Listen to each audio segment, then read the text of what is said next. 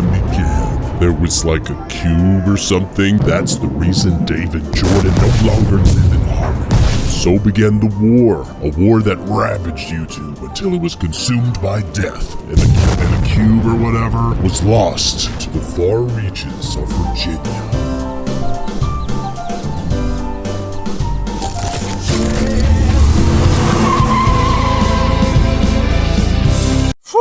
Dave almost got me that time. Hello. Oh my god! I'm a sentient Mazda transformer named Jeff Prime, and I've been watching your war with Dave and noticed a lot of similarities between the Autobot and Decepticon Civil War. Is it all the explosions and the butts? It is the explosions and the butts, yeah. So are you an Autobot or a Decepticon? I'm more like Cybertron Switzerland. Their war is really messing with the economy, so I've locked this car's controls until you finish watching and explaining every single live-action Transformer movie and decide which side is actually in the right so we can settle this once and for all. I mean, it's definitely the Autobots who are in the right? I don't know. You have to watch all the movies first. Ah, my life! I hate it! You sure she didn't just fart? No, she's a lady. Right away, like I'm talking immediately, we've got confirmed robot noises over the production logos. Because even the logos are not all that meets the eye. Because they're Transformers, maybe? Like they turn into taxis that snort cocaine? I don't know, but apparently before time began, there was a cube. The cube. At least according to a pitch-shifted Peter Cullen voiceover. I'm gonna be a truck. And that's already great believable world building because I totally believe that millions of years ago a cube was. A cylinder would have been pushing it, but a cube is totally within the realm of possibility. This originless cube evidently holds the power to create whole worlds and all of life, and some people wanted to do good things with that, and some wanted to do bad, and that created a civil war on some alien planet that resulted in the magic cube being lost a long time ago, and now everybody's looking for it, and oh, look at that! They think the cube of infinite power might be on Earth. So people or things are headed there to get the cube for reasons. Man, Earth is quite the infinite power cube magnet. The mysteries of life can't be explained. Anyway, now we're in Qatar, which the movie helpfully explains is in the Middle East. This isn't the Qatar suburb outside Tampa like you were probably thinking, although both areas hate gay people about the same amount. A helicopter carries a bunch of talking Marines who really hate that one of them can speak fluent Spanish. We don't speak Spanish. Uh-oh, the most attractive and therefore mainest character Marine has a daughter he hopes to one day hold. Stakes are raised. No. They eventually arrive at their base and are treated to some half-naked boys for entertainment. Unfortunately, before they can fully submerge themselves in the boy lagoon, they're attacked by a different helicopter that turns into a big-ass robot and just massacres the base with all sorts of crazy technology like sonic blast or whatever. But wait, here's an extremely forced fart joke to help solidify this movie's comedic tone. She laughed? You sure she didn't just fart? Forced farts. The robot makes a grab. Damn it. If you hadn't laughed, I would have landed that. No. The robot makes a grab for the base's computer to, I assume, commit the ultimate terrorist act by deleting all of America's porn. No! But before he can finish, they cut the hard line with an axe. And they stop the robot from hacking. This is the same method I use with my toaster when it pops out the toast too suspiciously quickly or transforms into a house-sized murder bot. Back up in your ass with the resurrection. Outside, one Marine inexplicably uses binoculars to inspect the robot from like 6 feet away. I think later we learn that he's taking a photograph, which still feels like a thing he could do from a bit further away, as we've since learned from the classic photograph movie Old. But I appreciate his dedication to getting the shot. A real Roger Deakins, this guy. Or like the cinematographer from Nope. I mean, how many references can I make for this scene? Man, that wander to Open Touch of Evil was pretty cinematographically impressive. And it also featured a car and explosions, yeah? Okay, that's enough. Out of the main robot's back shoots a second burrowier robot, and a group of Marines and also a wee Qatari lad escape the death parade to wander across the desert, unknowingly pursued by a sandworm. Unclear if it's Shai Tun or Shai Hulud at this point in the story, but I guess realistically it's Shai Hulud, as I assume this is pre-Butlerian jihad. Have I proved that I am the divided god of references now? Great. May his passage cleanse the world. In Washington, D.C., a bunch of signal analysts are informed America was attacked by some big-ass robot, and all they've got to go on is this weird noise. It's definitely Japanese. Get to work, distractingly attractive analysts. Now we're at an all-American high school, and presumably the Qatari suburbs, where an all-American Sam Witwicky, played by an all-American Shia LaBeouf. Did you just call me a little guy? Is that what you said? I am not a little guy. Does a half show and tell, half auction of his great-great explorer grandfather's old shit, including some dope hipster glasses. Apparently he wants $2,000 so he can buy a car, but why in the world would he think a bunch of teens, especially teens that look exactly like Megan Fox, would pay real money for historical artifacts, even if Sam is the relative of 1897's most famous Arctic explorer who later went blind and crazy? Which is a bargain. Is he banking on the children ponying up because, some of the things remind them of Semen. Rubber band to the neck? His teacher gives the report a solid B-. But Sam annoys him up to an A- because the American education system is severely underfunded. What would Jesus do? Just do it! He runs outside and is picked up by his dad to go car shopping. First they go to a Porsche dealership because his dad is a bit of a dick. But they ultimately end up at Bernie Mac's store. Or lot, or car cemetery, motor morgue. Bernie is, I guess, also supposed to be some sort of Hispanic character? Bobby Bolivia, like the country, except without the runs. It's all bullshit. Or maybe he just also hates Spanish speakers like everybody else in this movie? He also apparently hates his mom just as much as Latinx people. Great. Sam is immediately drawn to a shitty Camaro, but Bernie Mac claims it's too expensive, so the car, which has a mind of its own, literally explodes the windows of every other car in the lot. So Bernie Mac is compelled to get rid of it because obviously he believes the car is sentient. I mean, why wouldn't he? My toaster made a weird sound last week and now we're married. You must be the new boys in town. You get it. Back at home, Sam exclaims out loud that now I need the girl, which is the first step toward, well, probably serial killing, but maybe also a good relationship. Love is tricky. Don't let your dreams be dreams. I'm suddenly now more worried about how that dog broke its leg. Starting to get some Son of Sam vibes. Sam Witwicky, son of, he was a murderer. I think I might really like it. Whatever. Sam takes his new car to a random midday park party in the hopes of finding a victim. Girlfriend. But unfortunately, he brings along his friend who clearly suffers from some sort of social anxiety. Just get out of the tree right now, please. But fortunately, Sam's sentient car wants Sam to have sex with Megan Fox, I guess, and assists Sam in offering Megan a ride. You drive her home tonight. What? We quickly learn that Sam has a deeply unlikable personality. So listen, I was wondering if I could ride you home. Give you a ride home. But at least he's a skeezy, leering shit, so it balances out. I like to go faster. Also, it's important to note that Michael Bay worked on this movie and worked on the Friday the 13th reboot, and he hired the same weird ass for both. Wow. Once you're in with Bay, you're in for life. You've been up here for quite a while yapping, so...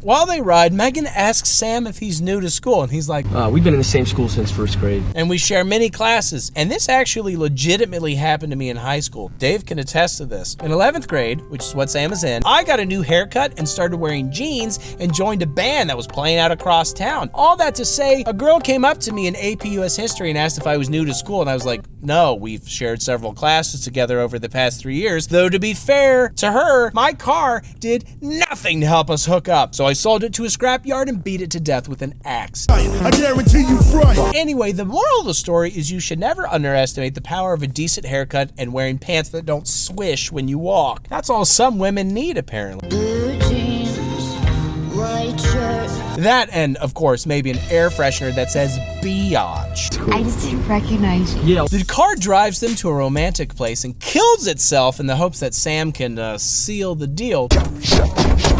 But it turns out that Megan Fox is great with cars because giving her a skill means that she's not exclusively a sex object and we can stare at her freely. It squirts the fuel in Like a lubed up grease monkey. Anyway, she leaves so the car revives itself and Sam picks her back up. Hey! And while the teens are teaming, the President of the United States of America demands a ding-dong from Air Force One's storage area. Because I'm the president of the great United States of America! Unfortunately, there's another smaller, evil boombox robot that gets in there and starts hacking shit, and the Australian hottie analyst notices the hack and tells them to cut the server hardlines again via axe or otherwise, because I guess we're gonna hear people say that a lot in this movie. Computer no worky. And she also at one point mentions that we need to start considering quantum mechanics. And like, do we though? Do we really need to start considering quantum mechanics? I don't know. Are you sure? That never comes up again. She's just like, we need to consider quantum mechanics. Or not. Have you guys heard of it? Seems really cool. The hardline cutting sort of works. But not before the bot learns about Project Iceman, discovered on September 7th, 1895, except I thought Sam's Explorer relative did his exploring in 1897. I've been Googling, and I think it's literally just a lazy mistake and they got the year wrong. Couldn't even keep their own timeline straight for half an hour. And then they made like 6 more of these. The robot kills some agents or whatever, forcing the plane to land. And by the way, pro tip, if you watch this movie, anytime this little is on screen, just tap the mute button. Also, the bad guys are now looking for Sam. Speaking of, Sam's car drives away of its own volition and Sam chases it on his bike, and check out this super sick shot once he slows down and gets off. Cinema! The movies. As it turns out, his car is transformed into a robot with a big ass blue chest beam. And then Sam is chased by dogs and then arrested by cops. Shut up! Because cinema. The cops are hyper aggressive and threaten to kill Sam because cinema verite. Time to fill her up. And eventually they let him go because as far as I know, they had no cause to arrest him in the first place. But the next day, Satan's Camaro shows back up and Sam is worried it's trying to kill him or something, so he leaves the house. Stop! On his mom's bike. Now, I'm not much of a gearhead, but I think cars probably can't very easily go upstairs. And even if he's worried it'll become a robot, it feels like the absolute worst way to escape a vehicle would be on a bike. But Sam's damaged pride is the least of his problems because he's then pursued by a refreshingly honest cop car that says to punish and enslave. But it turns out that this is also a transformer, but like a mean one with no biatch air fresheners, and he wants to know where are the bosses? Sam realizes he's outmatched, so he enlists Megan Fox's help by tackling her off a Vespa, which is kind of shitty. But then Satan's Camaro picks them up for a butt-rocking car chase.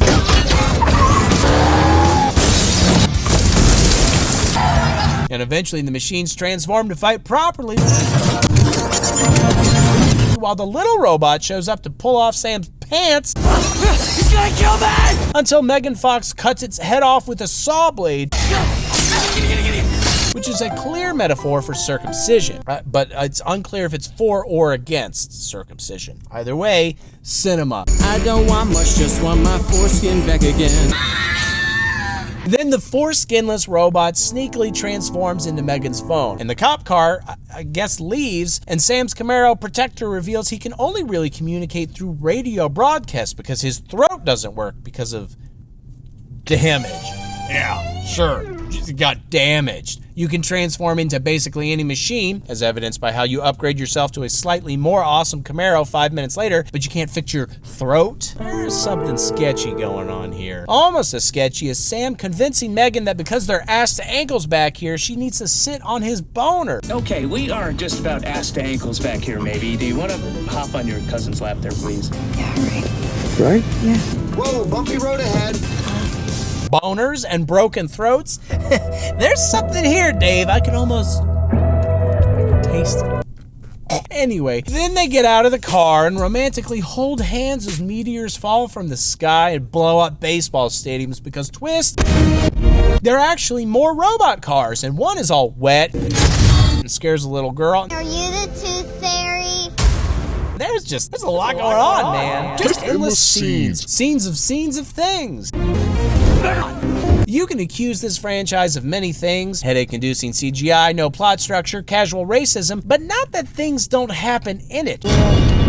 Loose. Anyway, it turns out all these new robots are the Camaro's friends, and they meet up, and their leader is named Optimus Prime, and it's immediately apparent he's the only one who isn't, just like a silly little goofball. What's cracking, little bitches? I'm gonna be a truck. But Optimus explains that A, the Camaro is named Bumblebee and is apparently a soldier, because only the most powerful soldiers are named things like Bumblebee, and in fact, they're all robot soldiers with dumbass names like Jazz, Ironhide, and Ratchet. She Ratchet? And they're all speaking English because they've read the internet. Literally, that's the reason. World Wide Web. It's actually a miracle their dialogue isn't 50% just saying the Earth is flat over and over. I literally went and woke my wife up and told her that the Earth was flat. And apparently this is just a halfway point exposition break, because Optimus further explains that, okay, so what Sam's Explorer ancestor found was actually a bad transformer named Megatron, who's looking for that cube of infinite power from the opening exposition that's apparently known as the Allspark. And anyway, he traced it to Earth, but he screwed up when he flew in, and his aluminum ass got suspended in ice in the Arctic for like 1,000 years.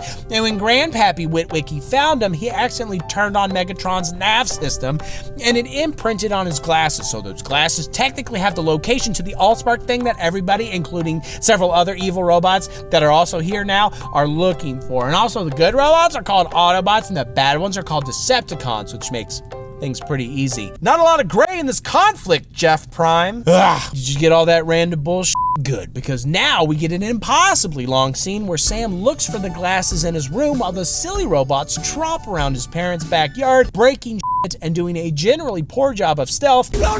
And also Megan Fox is there and needs to hide from his parents. They really want those glasses. This whole scene is basically Mrs. Doubtfire levels of nonsense, wacky stealth comedy. I mean, dogs are peeing on robots. Moms are thrilled when dads say they physically abuse their sons. I had to slap around a little bit. Robots accidentally kill the power harder than Jason. And there's discussions about masturbation until eventually Megan Fox pops up from behind a chair. Hello! And Sam's parents are like, gosh, you're gorgeous. Natural. Healthy. We don't care if you do anything bad because you clearly get it right, get it tight. It's time to get it right and get it tight! None of the people in this movie are people, I don't think. Were you masturbating?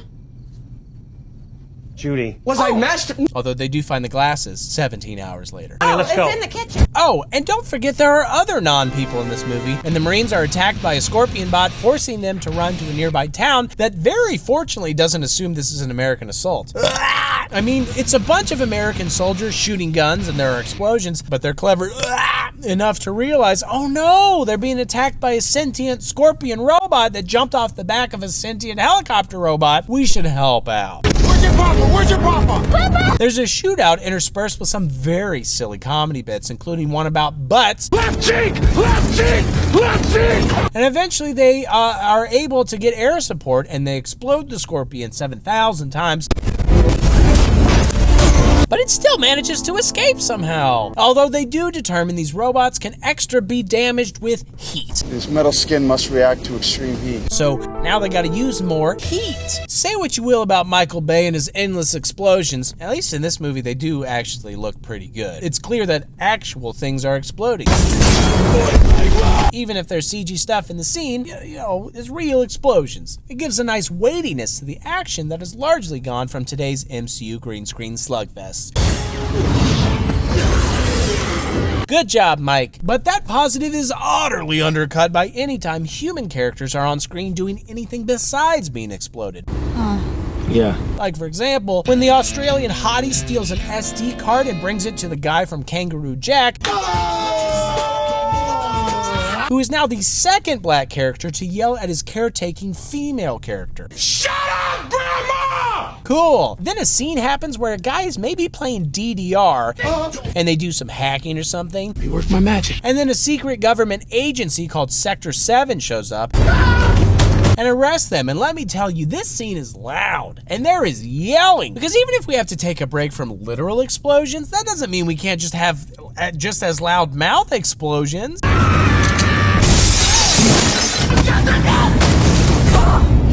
my grandmama's carpet! Oh, and back at Sam's house, the silliness that I mentioned 1,000 years ago ends with Sector 7 also busting in and grabbing all of those obnoxious human characters, checking them with the Geiger counter, and then arresting them because they already know about Transformers, and also probably statutory rape laws. Criminals are hot. She's in 11th grade, dude. More on this later, actually. Seriously, this movie series got some thoughts about having sex with minors. But yeah, for now, Optimus apparently also thinks this is creepy, so he attacks the car and rips off the roof and frees his little buddies. But Sam is still thinking about how Megan Fox apparently has a criminal record. You get with handcuffs too now, huh? Even though, as far as I can tell, she still looks exactly like Megan Fox. I see no problems here, my guy. Her being a criminal is a bonus. You don't like her for her knitting, Sam. I mean, come on. Sam. Come on. Sam. Come on. She's a criminal? Pfft.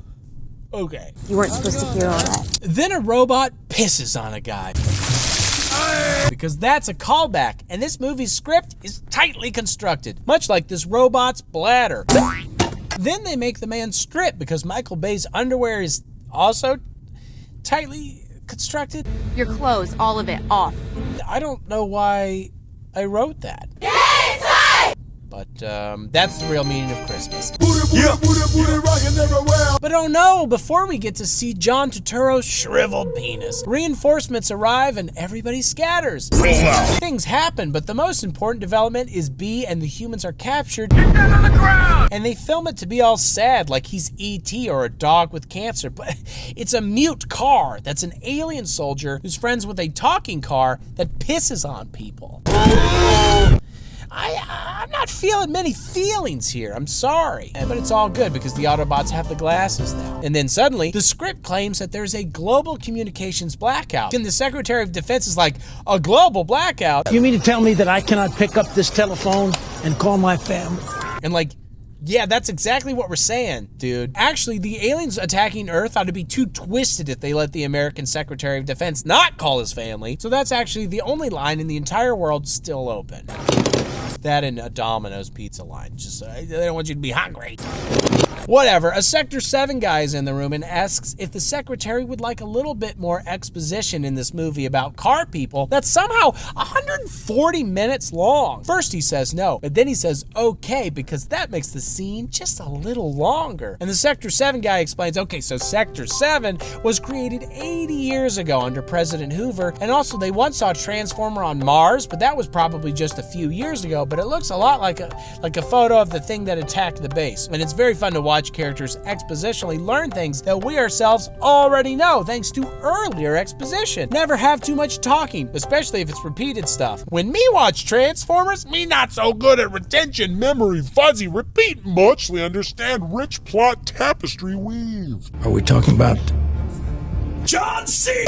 But wait, there's more. Much, much, much more. The things, they never stop. So the Australian hottie and Kangaroo Jack and Sam and Megan Fox are all flown via helicopter to the Hoover Dam. Why the Hoover Dam? Well, allow me to exposit briefly for an hour, but not before Sam here demands that Megan Fox's criminal record be expunged, because actually, she only stole cars with her dad because she loved her dad and they were poor. And the feds say, sure, which is why the Transformers movies are often called anti-Les Miserables. And we won't give up.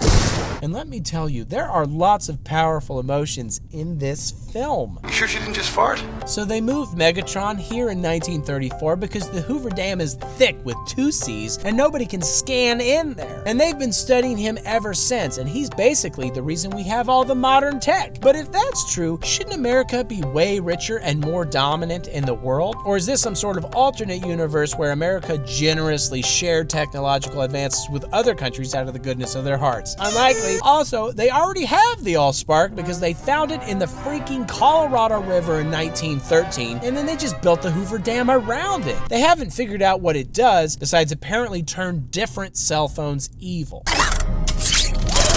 Unfortunately, they talk for so long that the first tiny cell phone evil robot crawls out of Megan's snatch. purse and tells all the bad robots where the Allspark is because I guess the Hoover Dam isn't quite as thick as she used to be. Elsewhere, at the LA Observatory, the Autobots, I guess, tour is cut short when they also determine the Allspark's Hoover Dam location from the glasses, and Optimus gives a speech about the goodness of humanity and how if he has to, he'll suicide himself to destroy the Allspark so the Decepticons can't have it. And it is very moving, emotional. Suicide is badass. No. So now the Decepticons attack, and let me tell you, they are a lot cooler than Autobots. Autobots are like sports cars and a semi-truck, but Decepticons are like tanks and fighter jets and shit. But hey, if Transformers can become any vehicle, why don't the Autobots turn into something more useful, like an addictively fun Nintendo DS with Advance Wars? I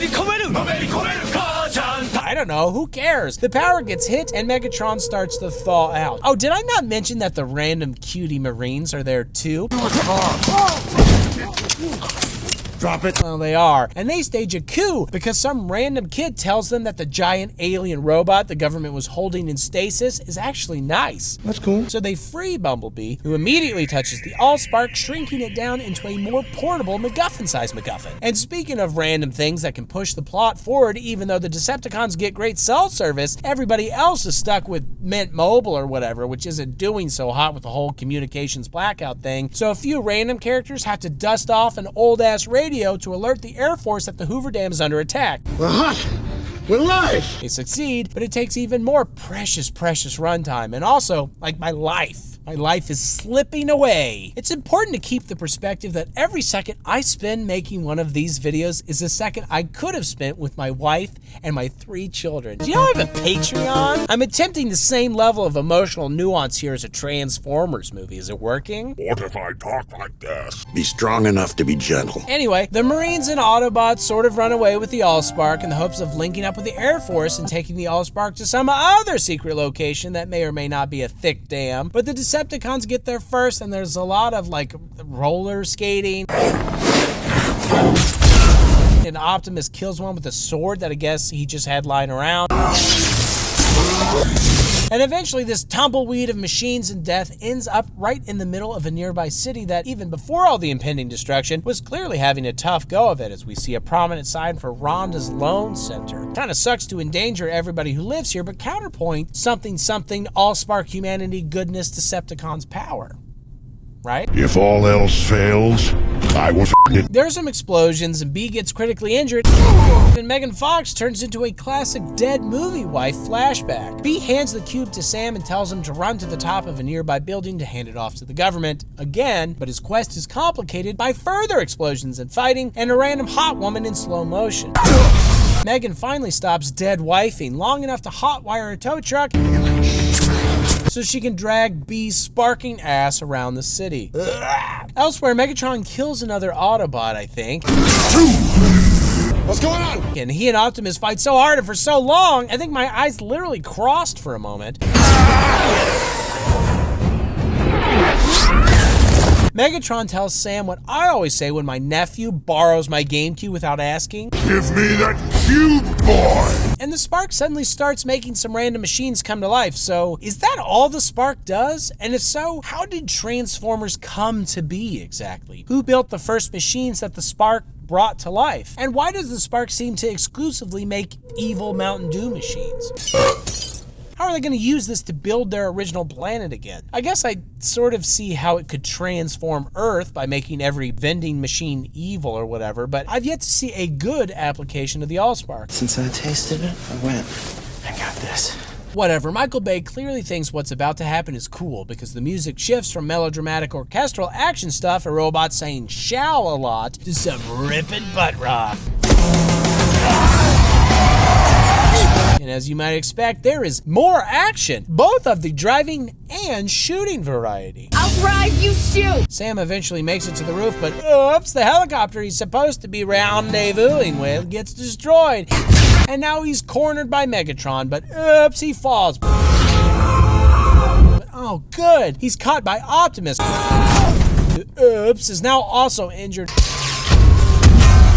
and demands Sam shove the cube into his chest hole before he dies. You must push the cube into my chest. Because that's how the robots come. Unless my toaster wife has been faking it. You never quite know. But Sam's a slutty boy, and instead he shoves it into Megatron's chest hole, which kills Megatron, and I guess the Allspark, in the most powerful orgasm since the time that Harry met Sally.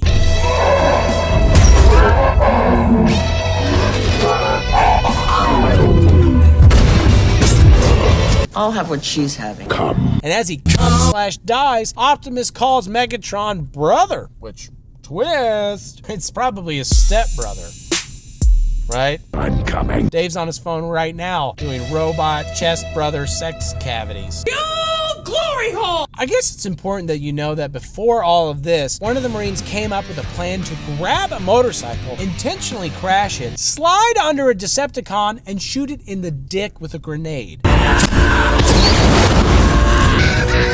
And that's why you'll never defeat America, terrorists. There's literally no counter to that. Japan didn't invade America during World War II because they knew there was a dick grenade behind every blade of grass.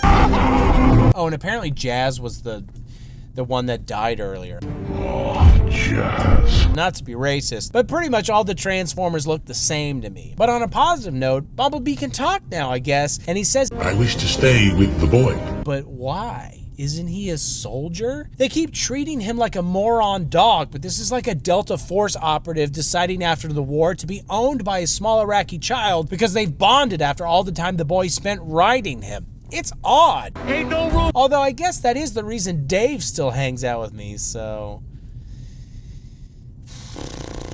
Which is which in this scenario? Sector 7 is apparently disbanded and all the dead Decepticons are unceremoniously dumped in the ocean, which I think is technically a war crime. But it also gets rid of any evidence of the battle. Well, except for the 3 million people living in the city who witnessed the battle. Disgusting. I don't know if they're all dumped in the ocean, but we can only hope. Then we get a Linkin Park meme ending with Megan Fox and Sam making out on Bumblebee's hood while the other Autobots watch, which is filthy. But watching over them in secret. Is that why Bumblebee wanted to stay? Is he after some sort of voyeuristic robo-pleasuring? There's a real fetishy undertone to this movie with all the peeing and the cars trying to get people laid and the people hooking up on top of a sentient being? Ain't no rule. Optimus Prime sends a message telling other Autobots out there in space to come hang out on Earth, and a Decepticon who apparently didn't die also escapes into space in search of a sequel. We'll see what happens next, but I think pound for pound, this is the longest movie of all time. I have witnessed Jordan's capacity for watching shitty films, and though we are worlds apart, like me, there's more to him than meets the— Oh, there's a tree! Where am I? Is this robot heaven? Why am I so sweaty? Well, you're definitely not robot hell. I can tell you that right now. Well, then where am I? Oh, it's somewhere you've never heard of, because we protect our information with INCOGNI. INCOGNI? You mean that company that goes directly to data brokers and demands they delete what information they have about you so that your privacy is protected? Yeah, INCOGNI. You remember how you recently signed up for a Costco membership and you didn't read the fine print, but now you have, and you've learned that they've been selling your personal data to the companies that supply their products and services, to Costco, and all of a sudden your spam email has been freaking exploding. Oh man, I do remember that. It would be so great to get my name off all those lists. And while I'm at it, can they get my information off those Find People websites where lunatics that love the Transformers movies could find out where I live and drive a sentient Mazda through my living room? INCOGNI can totally do that. And the best part of it is if you use code BREEDING at checkout or follow the link below, you'll get 60% off an annual INCOGNI plan and get your personal information off the market. Hey, breeding is my last name, and also what people do with dogs. Yeah, I need to make this clear. Not with dogs, just facilitating what the dogs are doing amongst themselves. That confusion is probably why you're here. All right, good clarification. And speaking of clarity, you said if I use code breeding at checkout or follow the link below, I'll get 60% off an annual INCOGNI plan and get my personal information off the market? Almost verbatim. Amazing. Man, even though it is really very humid in here, I'm just so glad that I guess I died before I had to finish watching all those Transformers movies. Oh, you're right. That is way worse than this. I'm sending you back. What? No! Don't be sucking the sack, bro. Which sack? So there are again beep boop noises over the production logos, preceding more thrilling narration about the birthplace of human civilization and how humans and sentient Mack trucks are, they're pretty similar actually. Birthplace of John C. Also, there are some spear guys hunting a tiger until they accidentally stumble upon an assload of Transformers building a machine who massacres them. Hello. That's why you never bring spears to a sentient Mack truck fight. Title card. Now we're in Shanghai, China. There's apparently a major toxic spill and people are, they're running around. Cut from there to Nest Command at the Pentagon, which is to say, a new branch of the government that's essentially a joint task force between the human Marines from the last movie and the nice and actually not that dissimilar sentient Mack trucks. So anyway, there's an offensively voiced ice cream truck. I got children, don't overturn. And a woman, and this alliance with the humans is somehow secret despite an entire city getting leveled in the last movie. And the main thrust of the task force is hunting down and killing Decepticons. This is America. There are more Autobots than last movie because it's 2 years later, and a bunch of disparate nomad sentient Mack trucks heard Optimus Prime's message at the end of the last movie and came to Earth to hang out, listen to Linkin Park, and make weird grunts while they transform. Speaking of noises, why do all these different robots have different accents? Do certain vehicles come preloaded with a voice that we just never get to experience? Are they all learning on separate Duolingo accounts? Get the family plan, my guys. Me siento tan inseguro. Anyway, apparently there's not a toxic spill. That was a ruse. But rather, there's a Decepticon construction vehicle thing that they attack with humans. Seriously, what is the point of sending humans with normal-ass guns to fight these things? Even worse, why have humans fly a helicopter within smacking range?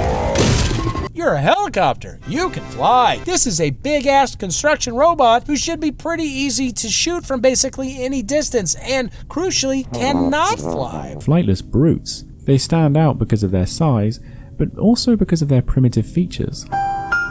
You also know a friendly alien race that can become helicopters. Of course, this is just a movie thing that everybody's doing. We get the same thing in every King Kong movie where highly trained pilots fly their helicopters and fighter jets down Kong's ass crack like X-Wings through the Death Star trench just to get to his exhaust port, which is of course his urethra. Or I guess maybe the pee hole is the port and the urethra is the... Same thing happens in Pacific Rim where the professional-ass soldiers attack land-bound kaiju with modern fighter jets by flying them between their damn legs. They're getting slapped around by kaiju dong. At that point, why not strap an F-14 onto Optimus's back and have him ram Decepticons head-on? Head-on, applied directly to the forehead.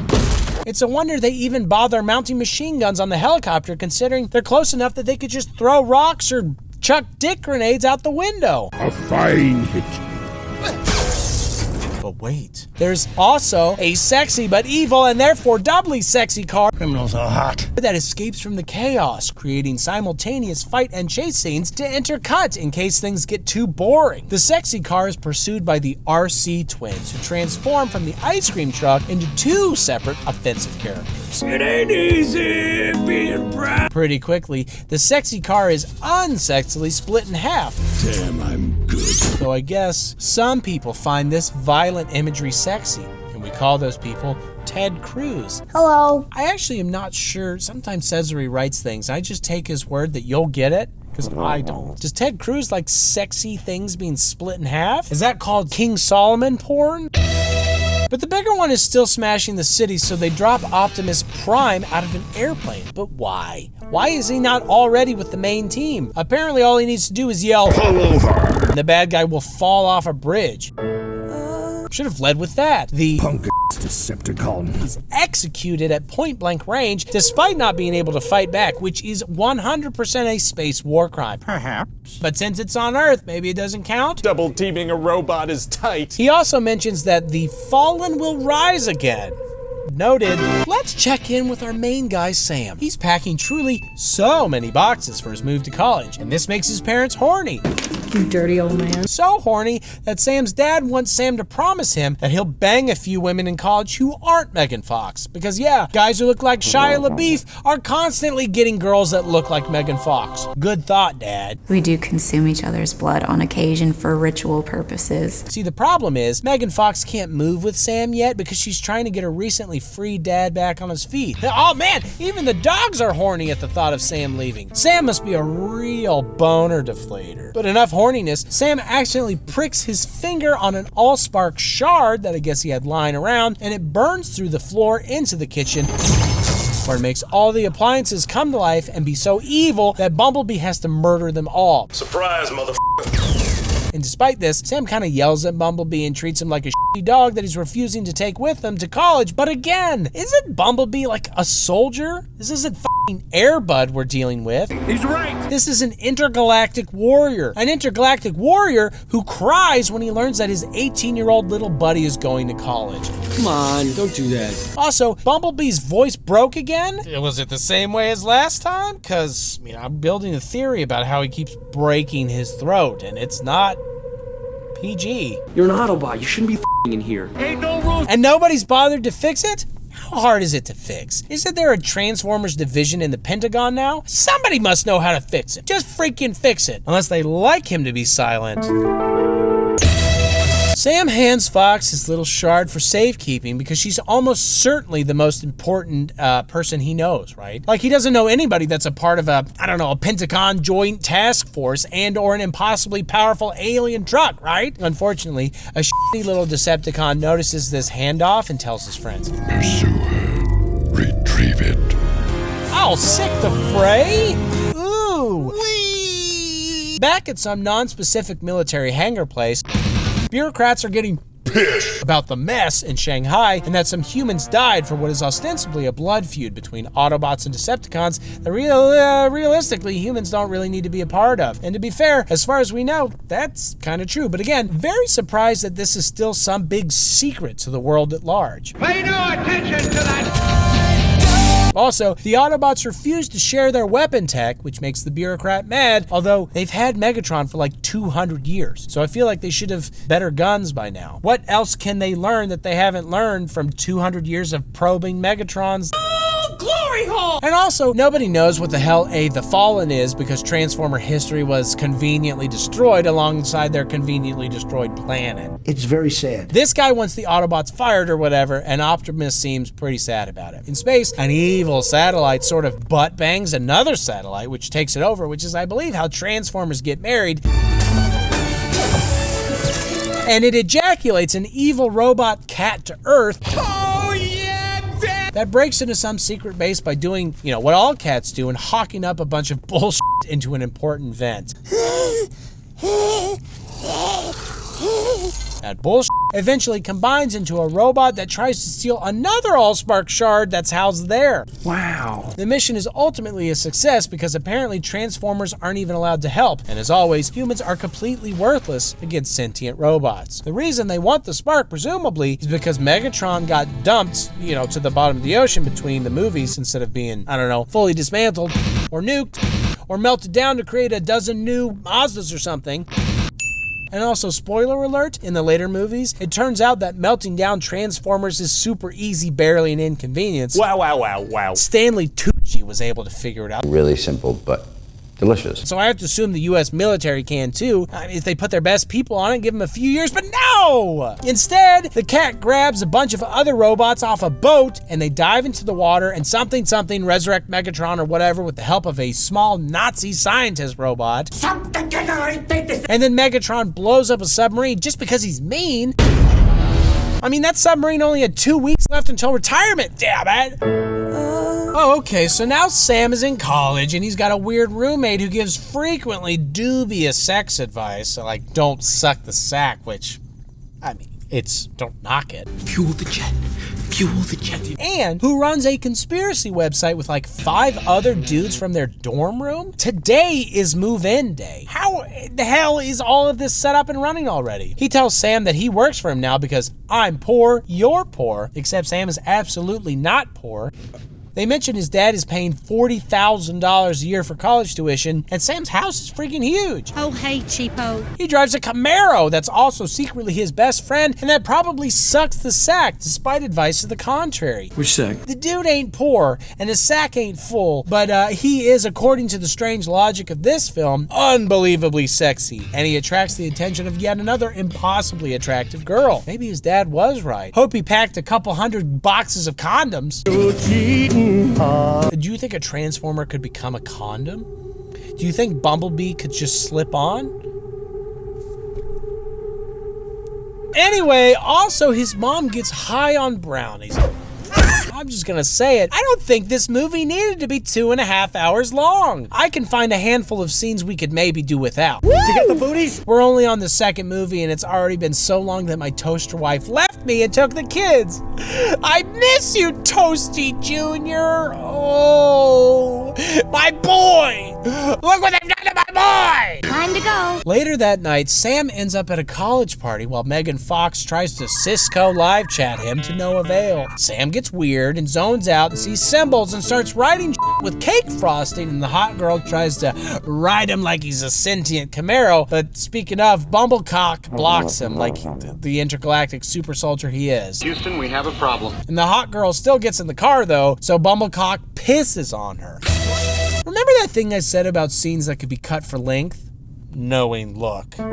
Sam and B, now with empty bladders, drive to a cemetery to talk to Optimus, who's like, heads up, my dude, a shard got stolen, and we've been sidelined, and I really need you, a human, to tell the others, also humans, that we, sentient Mack trucks, are actually pretty good at killing others, also sentient Mack trucks. Sam says no. Scene ended. Just like my toaster marriage. Whoops! Now we're in space on some planet somewhere, and there's an army of some bullshit being built, but darn, the bullshit keeps dying because they don't have enough energon to stay alive. Energon is, of course, the lifeblood that keeps Transformers alive, don't you see? But anyway, Starscream is there, and another guy named The Fallen, because I guess his parents hated him, is there, and he's apparently the biggest and the baddest Decepticon, even more than Megatron. And Starscream is like, so Sam touched his shard, which puts the location of a big old energon source on Earth into his brain, so they need to go pull it out of Sam's brain so they can find the energon and use it to power their bullshit army. This is apparently not related to the Allspark landing on Earth. The two plot points are unrelated because Michael Bay viciously beat anyone with an American flagpole who uttered the words plot or story on set. Bam! Also, the only reason Mr. The Fallen hasn't shown up before now is because he can be killed by a Prime. Like, say, Optimus Prime. Right. Hello. Because Primes are special Transformers that are stronger and offer, I don't know, same-day delivery. What isn't special is this RC car that tries to steal Megan Fox's shard, which is not a euphemism, but it should be. Oh, it's in my mouth! But she captures him instead. At one point, the sentient toy car says what I always say to glowing embers in a dying fire. You're hot, but you ain't so bright. Megan Fox gets on a plane to come tell Sam about her new robot toy, which normally would be pretty sexy. I need the shot, give me the shot, I need the shot, give me the shot. But it's not in this movie. This is a bad movie. I can eat all the freaking brownies I want! Hey, speaking of Sam and his brain, he flips out in astronomy class and tries to write weird symbols everywhere, and then he trashes his room, which makes Sam's weird roommate really struggle not to turn this into an R-rated film by saying, what the F? Unironically. And then the hot girl tries to hook up with him. Pursue her. Retrieve it.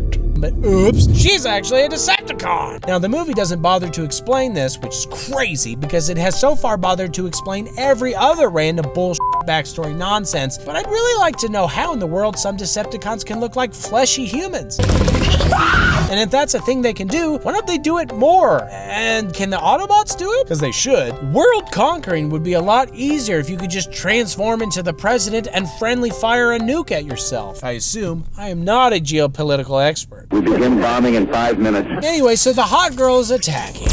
And attacking, and attacking, and at one point, while the sexy robot destroys more books than a culture warrior chugging grape juice, One guy in a library jumps from a second floor balcony onto a hanging light, which is an absolutely crazy decision.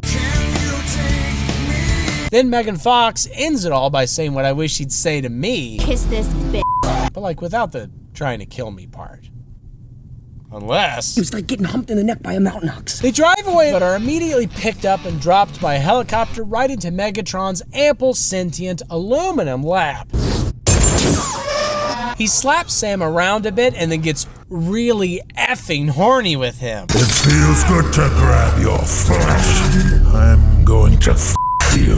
And eventually he penetrates Sam's mouth with some Matrix-style bug body horror, and they see some symbols that lead to the Energon source or whatever. But thankfully the Autobots show up and they all escape, and I swear I looked out for 2 seconds, but now they're in the woods? And then somebody mentions maybe another Energon source or whatever, and they're fighting, and eventually Prime gets rocked to death.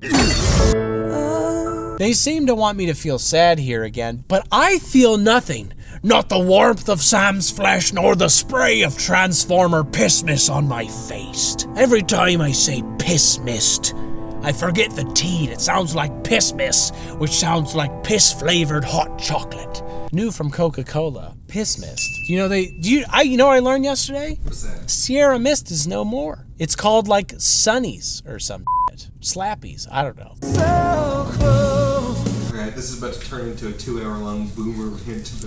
This is the millennials are killing all my goddamn light sodas. Okay, boomer. Also, can they just shard Optimus with their shard? I mean, they sharded Megatron back to life. Just shard all over Optimus and be done with it. I can't wait to shit my pants, Dad. But apparently nobody's ready for a good sharding just yet, so Sam escapes, and a bunch more Decepticons come down to Earth and blow up aircraft carriers and stuff, while American flags blow patriotically in the background like Dave at a 4th of July barbecue. Never in the foreground, but in the back of every photo I've taken of a 4th of July barbecue, I'm like, wait, is that? Oh, no! Blowing patriot. Yeah, he's saluting while he does it. And I'm proud to be Mr. The Fallen grabs Sam's parents for hostage reasons, even though I think they've already gotten everything they need from Sam's brain, right? I don't know. And then Mr. The Fallen live streams himself to let everybody know that he thinks they suck, and Decepticons will no longer be hiding as sentient Mack trucks. Literally no reason for him to do this other than for hashtag gloating reasons, but I guess he's riding that high, you know? Also, Obama is apparently president in this universe now. Thanks, Obama. This is your fault.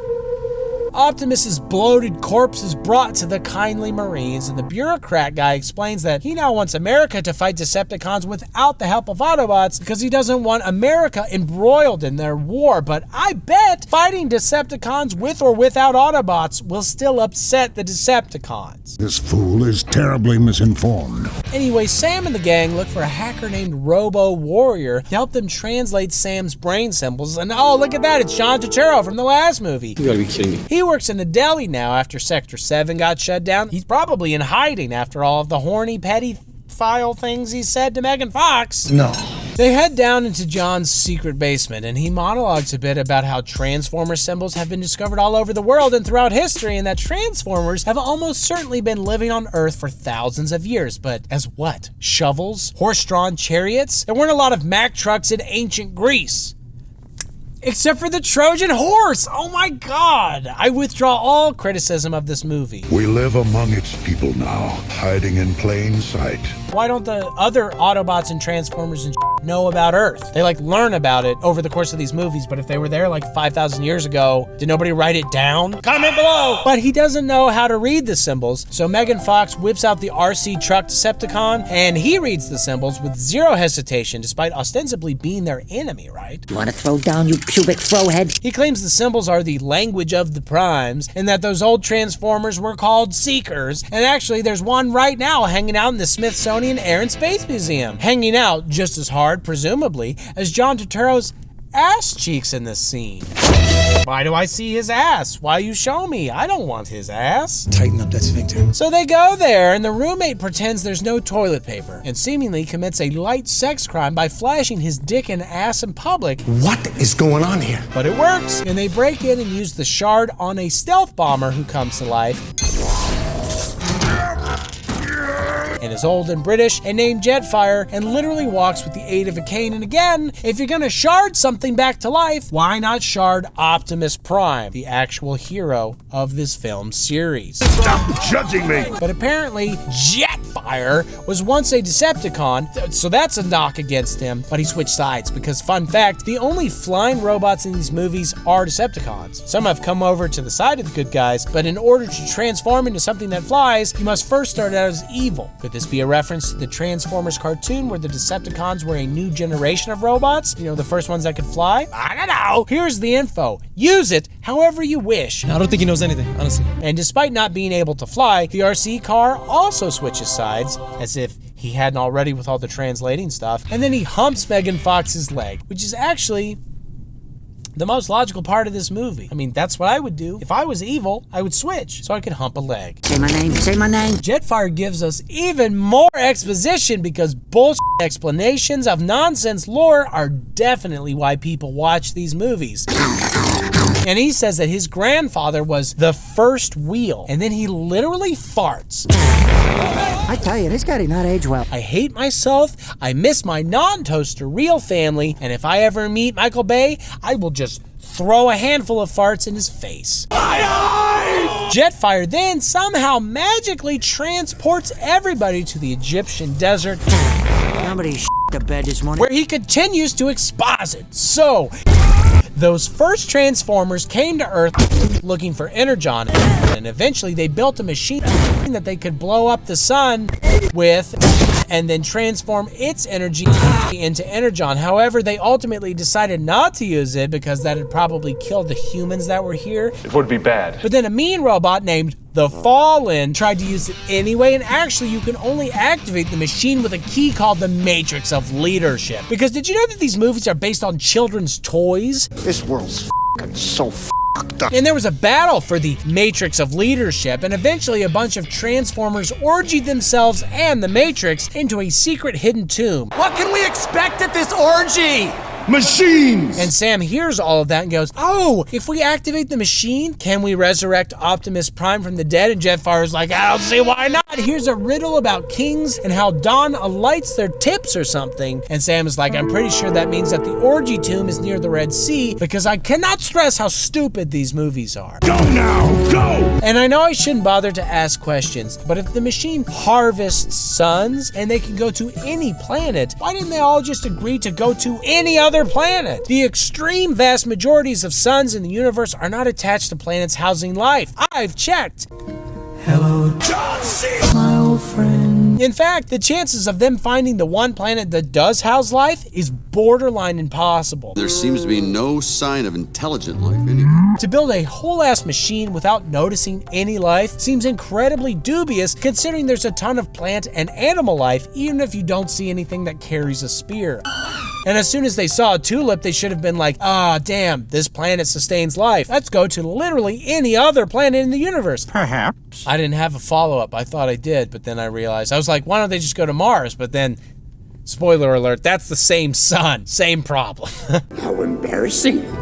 And that's why whenever I see a tulip, I run away. It's a weird rule I have, but I've never destroyed a single sun. Save the giblets, they make a fine stock for soup. I'm gripping my steering wheel so hard, it's coming apart in my hands. Weird flex, but okay. But no, whatever. John is like, that all makes sense to me. Let me contact my former contacts to get Prime's body delivered here so we can use the Matrix of Leadership to activate the Sun Harvester to bring Prime back to life. We got a direction going on over here. Stakes, plot. But of course, this attracts attention of both a bunch of Decepticons and the kindly old Marines who decide to all meet at the pyramids for a good old-fashioned shootout.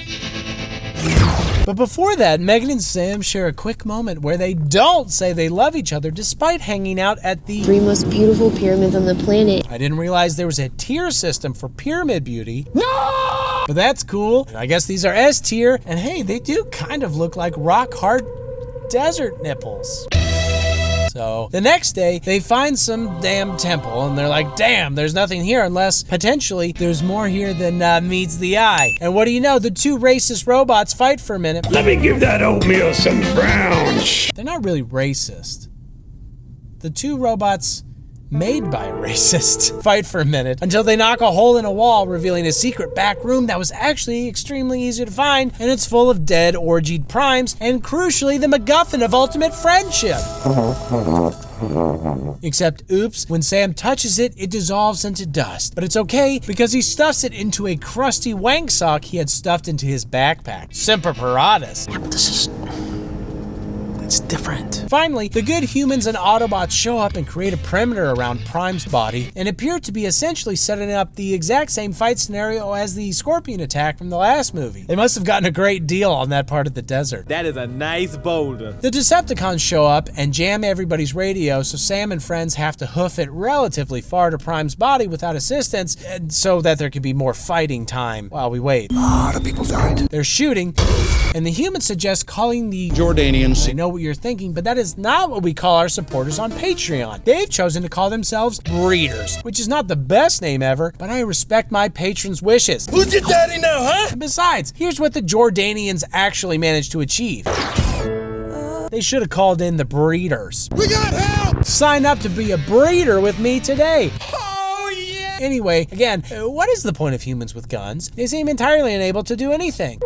They're rarely even behind cover, but too late now because there's a big Decepticon sucking up a bunch of trucks and shit to create a super big Decepticon. The real question though is, can it suck a golfer through a hose? I mean, Dave can, ask Tiger Woods. I love doing that. And while others fight and suck, Sam and Fox try their damnedest to get their dusty cum sock to Optimus Prime. Complicating matters is the fact that his parents show up inexplicably. So that takes a couple minutes of runtime to resolve, where Sam tries to trade his wank sock for his parents, which is, basically capitalism, I think, until Bumble shows up and de-spines a cat. And also there's a chicken. John crawls to the top of a pyramid nipple to order airstrikes by calling up the captain of the USS John and recaps the stakes for us in case we'd forgotten amidst the endless explosions. And he says the word scrotum in case we forgot this movie was primarily made for 13-year-old boys and only 13-year-old boys. He's successful at both, so they start doing airstrikes and dropping off tanks and shit. And they also use some magic railgun thing to shoot the big-ass Decepticon. And his big Decepticon ass. Sam and Fox finally link up with the Marines, and he helpfully explains that he needs to get his crusty old splooge sock to Prime to bring him back to life. Oh, except actually, he doesn't say that part. He just keeps wiggling his filthy sock around as if that were some kind of explanation of what he needs to have happen. I have to get to him right now. They make a run for it, but they get exploded hard. And Megan Fox runs around in slow-mo to try and get the 13-year-old boys hard. And Sam is ostensibly killed, which almost got me hard. Don't judge. I've been watching these movies for, by my count, 84 years. But it's fine actually, because Sam briefly goes to heaven and talks to a bunch of dead robots who claim they've been watching him for a very long time. And actually, the Matrix can't be found, it can only be earned, and you're so brave. So I guess you've earned it. This is your destiny. Use it to heal Optimus. Okay, thanks, bye, and Sam comes back to life. Hey Dave, do you mind recapping the plot of this film, just like what you've heard today? What's happened? Just, spitballing. What do you got for me? We got robots. We got robots. Cum. We got cum. We got socks. We got socks. Good stuff, man. Yeah. The spooge in Sam's sock hardens into a for real MacGuffin of kindness and karate, and Sam jams it into Optimus, bringing him to life and maybe getting him pregnant. But then the Fallen shows up and steals the Matrix because it can't be found, but I guess it can be stolen, and he uses it to activate his machine. But then Jetfire gives Optimus his parts, and Optimus goes and blows up the machine. Oh, and also Megatron is here too, and Optimus beats him up, and also at one point demands, "Give me your face." So Megatron runs away, and then Optimus strikes a power post next to the Sphinx's head and sends yet another message into space in case his buddies missed the first one. I hate it. I hate everything. I hate you. I am Jeff Prime, and I'm forcing Jordan to make this video so his past will always be remembered. For in these stupid videos, we live on. Whoa! The Chicago crime rate is crazy. Yeah, the robot-on-robot crime is really bad here. Is this moment a little bit too spicy? Literally, who is still watching this video? That's a good point. Deep wang. You're not getting it. Deep throat. Once again, the opening beeps and boops remind me of the horrible decision I've made. I could be stabbing myself in the eyes, but no, I'm here watching this. Beep boop. Oh God, what have I done? That's a good question. Anyway, here's friggin' Cybertron. And robots are shooting, and a voiceover assures us this is Cybertron. And we're watching a civil war between Autobots who fight for freedom and Decepticons who dream of tyranny harder than an android dreams of Confederate electric sheep and whatever. Apparently there was a ship carrying some non-specific helpful Autobot technology that almost escaped the war, but alas, is shot at the last second. Cut from that to 1961's New Mexico, because we're now in a period piece and maybe a Breaking Bad prequel. Either way, here for it. We're just getting started. But no. This becomes a much simpler matter. What actually happens is the damn spaceship crash lands on the moon, because Earth is apparently some kind of Bermuda Triangle that attracts and traps all manner of important shit. A shocking new theory emerges. The Allspark, Energon, this bullshit. This causes JFK to finally return, as Q predicted, and explain that actually, we should rush to get to the moon so we can check out the spaceship and grab any goodies within or touch its boobs if it has any. JFK was a notorious horn dog, you see, so this would be very historically accurate. Not because it is easy, but because I am hard. That's not what your country can buy. My favorite quote by Jake. Chill out with your gummies, my guy. This is not quiet. This very much excites and stresses out Steve Stevens, which, when combined with Shia, suggests that Christy Carlson Romano has got to be in these movies somewhere. Where is she? I must see her. Here I am. Anyway, so they land on the moon just as Stanley Kubrick filmed, but then gasp. They experience a signal loss for a bit, so they can go check out the crashed ship and play with some children's toys. You are done! And yeah, this really proves that the moon landing was fake. I mean, that's clear CGI. Title card.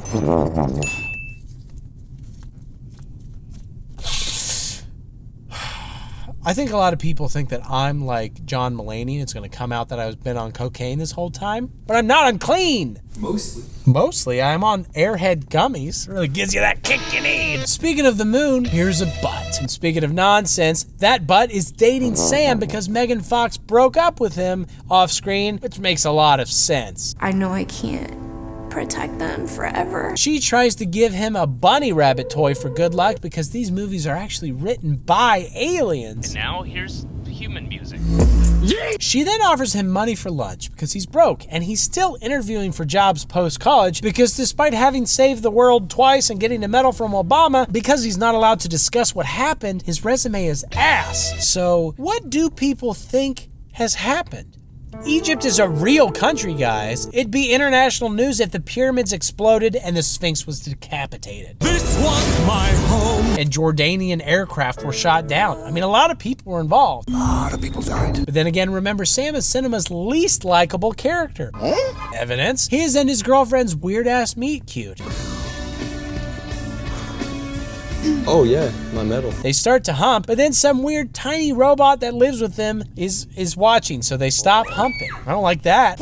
Outside, Sam climbs into a different, shittier non-Bumblebee car because Bumblebee is off on missions, which is probably a euphemism for robot rehab, speaking of Airhead gummies. But it still doesn't really make sense that Sam couldn't get some kind of job with Nest and the Autobots. He's like their favorite dude. Perhaps. They've gone to him to be a liaison before. I mean, that's a job, right? Why couldn't he be a liaison? Be a liaison, Sam. Liaise, son. But no, here he is doing a bunch of interviews until he ends up speaking with John Malkovich, who used to be in some really great movies. I know you were worried about Sam, but don't worry. Malkovich gives him a job in the mailroom because, again, he can't really talk about, you know, the fact that he's a world-saving hero because I literally have no idea why. The government, probably. Damn the government. Thanks, Obama. Oh, please note that Sam's girlfriend is named Carly, and her boss is also pretty hot. Sensual. Live reaction shot of me having fun during all these action-free, human-centric scenes in these movies. Ha ha ha ha ha! Oh! Oh shit, another voiceover all of a sudden? Earth. This one explains that, okay, so Autobots have killed most of the Decepticons, so now they largely just kill Middle Easterners, making them honorary Americans. It's in the Constitution. Yahoo it. Bing that shit. They also, along with Hot Boy Marine, head to Russia to investigate Chernobyl because there is maybe Decepticon readings or whatever. There's also a Bat Transformer, a Morbius, if you will. It's Morbin time. Of course, there's also a Wormbot thing that attacks, and well, the humans get rocked for a bit because, as always, they're completely incidental to the outcome of any fight. But eventually, Optimus gets involved and cuts off a few Medusa heads and shit. Okay, apparently the Wormbot is named Shockwave. If that's exciting for all you kids watching this who are a decade plus older than myself. I may be a dad 3 times over and I look exhausted like I've lived through multiple crippling recessions and was forced out of a job that I really created from nothing, but I'm only 32. I only look this way because I just watched all these damn Transformers movies and they're each 2.5 hours long and it's insane and brutal and I will be dead by 40 if I keep making these videos. Like and subscribe and sign up for my Patreon.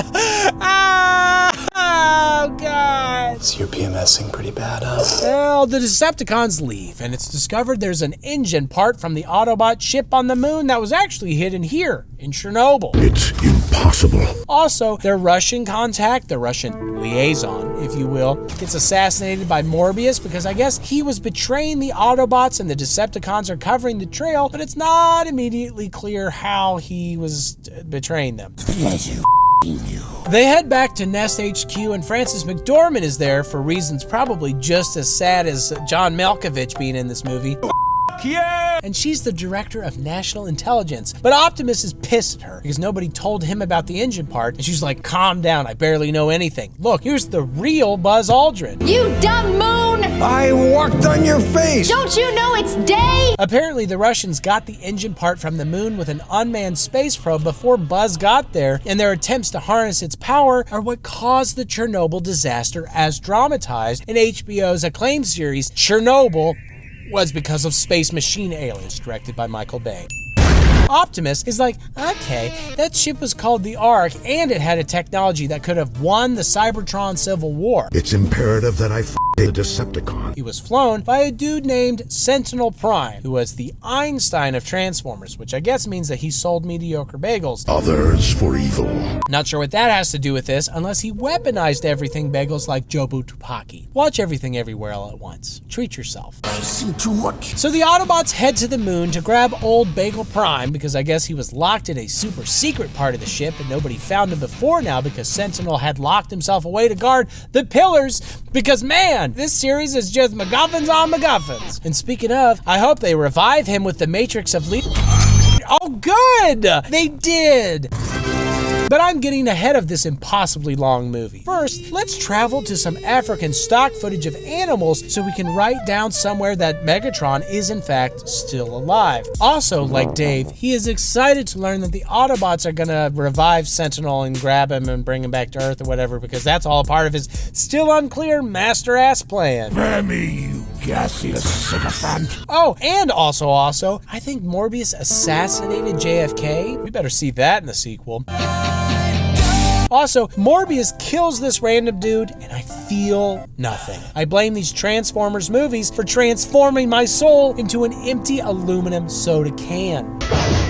In Sam's mailroom, we're treated to both offensive jokes about Hispanic women. That's a Latin meltdown, okay? And offensive needle drops from what I think are with the Goo Goo Dolls. And I feel... Ew! Ew! Oh, and for a third offense, I hate living in a world where great comedic actors are forced to slum it in a Transformer. But I guess Professor Chang at least has a significant role, as he's clearly creeping on Sam for some reason before confronting him and calling himself Deep Wang. Deep Wang. Because dick joke. Wang. And also, I guess every character name he ever has will rhyme Benjamin Franklin Chang. And because he's got a manifesto with information that he needs to get to the government, but he's worried that he'll get assassinated by Morbius if he goes to them directly. Oh, don't. This discussion is held in a men's bathroom and is absolutely turgid with gay jokes. Gay! But even all the homoerotic secrecy isn't enough to evade Morbius, who is hiding as a TV and attacks Wang. and throws him out the window.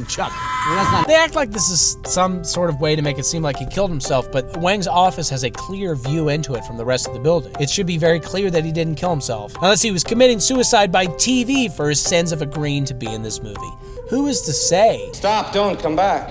But that's not the end of it, and the copier machine turns evil and starts trying to, I guess, kill Sam. This upsets Sam. No! So he grabs Carly and drives to a secret nest base and truly flips the shit out. And okay, now I understand why they won't let him work there. It's because he sucks. Eventually, Bumblebee shows up and gets him in the building, and we learn, yeah, Sentinel Prime is still passed out because he's out of energon. But as I said, the matrix of leadership wakes his aluminum ass right back up. Oh, yeah! He's a little wigged out at first, but Optimus calms him down by saying, "You are home," over and over. You are home. But he quite literally is not home. He's on an entirely different planet, a billion light years away or whatever. I will overlook your condescending tone. Maybe he's just saying that home is where the matrix of leadership is? Well, that's a sweet thought. Sentinel eventually calms down and exposits a bit for everybody's benefit, except of course, viewers of the movie. I'm so tired. Kill me! Apparently, these pillars can send shit through space by creating a space bridge. And this would be useful, I guess, if you ordered a Whopper on the other side of the universe and needed it instantly delivered to your waistline. It's me. Hi. Unfortunately, Sentinel Prime is the only person who knows how to activate this technology. And after all this, Sam tries to get a job at Nest again, but it's denied again because he still sucks harder than Dave on a hose attached to an 82-time PGA Tour winner. Yeah, I would love to do that. And speaking of things that never change, Bumblebee still can't talk, even though they've got the technology to bring ancient robots back from the dead. Maybe it's because Sam won't stop fingering his mouth? Hush. Remember your safe word. Maybe shove a shard or a matrix of leadership or something in there instead. I'm no scientist, but I do think that John Malkovich should 100% play the Joker. And while we're here, why would you get Barry Coogan to play the Joker and not have him do an Irish accent? Wouldn't that be way more interesting? Hello. Like, we have a million Jokers now. Let's do something crazy. Make him Irish for no reason. Make him old. Make him a dog. I don't know. Why so? Let's swing for the fences, Warner Brothers Entertainment. Throw it on the hot new streaming service Max right now, alongside 7,000 home fixing shows. The more money they spend, the more money I make. Sam and Carly have a similar argument as myself and the brothers Warner, and she mentions that her soldier brother died in action. It's very sad. And then I guess they just break up. I should have bought you flowers. Eventually, she says to Sam what I assume every actress working with Quentin Tarantino says at some point. Here's your foot. Oh, John Turturro still exists in this universe, and he's now a rich published author, and he gives an interview to Bill O'Reilly about, among other things, getting spanked for breakfast. He likes it. They're also speaking openly about the Transformer Civil War, and again, why can't Sam talk about this? That's a good question. And why earlier does Hot Boy Marine refuse to admit that the Egypt incident was a Transformer battle when Francis McDormand asks? Why is this simultaneously a secret and also very common knowledge? Shut up! I don't know, but they recruit John to help them find Russian astronauts who may have been involved with grabbing that engine MacGuffin that maybe matters. Who knows? Bastards! Apparently, there are at least 2 Russians living in America that went to the moon in 1972, so they go to visit, but guns get pulled, and effeminate German butler slash hacker slash soldier Alan Tudyk goes a bit postal for a second. I think we should call it your grave. That's resolved, and they figure out, I guess, that Decepticons actually grabbed a bunch of other pillars, but since they actually need Sentinel to actually activate them, they've sort of been manipulating the Autobots to resurrect Sentinel. Here's one thing they still need. Don't know where to put this, but here's a stupid-ass line. So majestic and peaceful, this planet, unlike the final days of Cybertron. When the planet was exploding, it wasn't as nice as this particular sunset. Like, seriously, who writes all the epic Transformer dialogue? It should be checked against, I don't know, an actual human. Oh, yes! I hate this! Like, who walks outside and is like, wow, today is nice. Unlike the Battle of the Bulge, you know? That's how nice today is. Much better than a fucking war. Today is so nice, unlike the day my dick got cut off and fed to me by a robot. No!